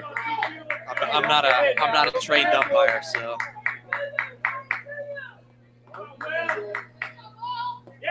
That one is in for strike 1. So the count now 2-1 on Nick Patton, who's 1 for 4 today. He has 2 strikeouts as well. All right. Hey, Will, pitch out of it now. Here we go. Come on, big Will. The 2-1. Yeah. A 2-seam fastball from Tribuker that freezes Patton. The count now 2-2, and the Delaware Blue Hens down to their final strike on the weekend. Tribuker, a little bit of a departure from other pitchers he was really this whole weekend, but this game, and that he doesn't really have the curveball, so he's really relying on his fastball. This one taken for ball 3. So the count now runs full. The runner on first base, Diaz Nardo, will be in motion with 2 outs and the bases loaded. So a double could tie this game up now for Patton, despite Nardo not exactly being fleet of foot.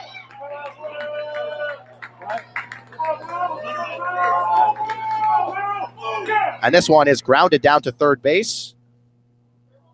And it's foul. So Tribuker will get another shot with the count full. Yeah,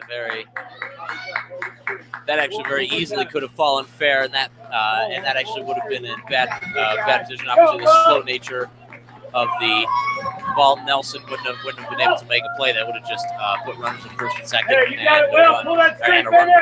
So Tribuker here looking for his second save of the season, has a 3-2 count on Nick Patton, one of the most dangerous hitters in this Blue Hens lineup. The 3-2. Swung on and missed strike 3, and the Michigan Wolverines have won 12 in a row.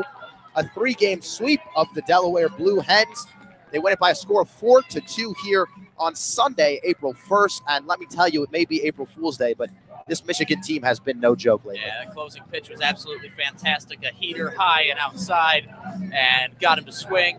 And that's all she wrote. That's yet another sweep. Wolverines as hot as any team in college baseball right now. And all they can do is feel good heading into the next one. So the Michigan Wolverines take this one by a score of 4-2. Wolverines have 4 runs on 10 hits, 1 error, and leave just 5 men on base. The University of Delaware Blue Hens scoring 2 runs on 9 hits with no errors and 9 men left on base. The winning pitcher is Carl Kaufman. He improves to 4-2 on the season. And the losing pitcher, Billy Sullivan, the 4th, falls to 3-3. William Tribuker picking up his 2nd save of the season. Official game time 2:56, and Michigan improves their record to 16-11 overall. They sit atop the Big Ten right now, tied with Purdue.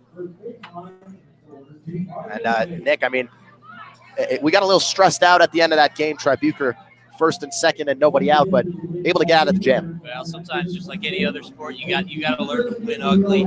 Obviously, safe situations they can sometimes become nervy. Closers, just really in my experience, probably in yours as well, closers can sometimes be somewhat erratic and make your heart race a little bit, but you just got to pull out that win, and they did excellent final 2 at-bats by Tribuker there to finish out this game. Tribuker, 1 inning of work, 1 hit, 1 walk, and 1 strikeout, so that gives the Wolverines pitchers 11 strikeouts today. Very, very impressive effort from them. Yes, once again, early on, especially the Blue Hens kept getting fooled by Carl Kaufman's breaking ball. Then they had further issues with Jeff Criswell's curveball. Tribuker, not a curveball pitcher, but between a 4-seam, a 2-seam, and what appeared to be a changeup, they couldn't figure that out. So the Blue Hens obviously having their issues with pitching, but the Wolverines should feel very good about the state of their pitching staff going into the future. So Michigan taking this one 4-2 over the Delaware Blue Hens, a series sweep. They've won 12 straight. Join us on Wednesday as Michigan takes on Toledo here at Ray Fisher Stadium, looking for their 13th in a row. They've won 12 straight for the first time since 2008 when pitching coach Chris Fetter was a member of the team. And for Jerry Gusenberg, Nick Hornberg, I'm Max Brill. Thanks for joining us today at Ray Fisher Stadium for Michigan Baseball's contest versus Delaware. Enjoy the rest of your Easter Sunday, and as always, go Blue.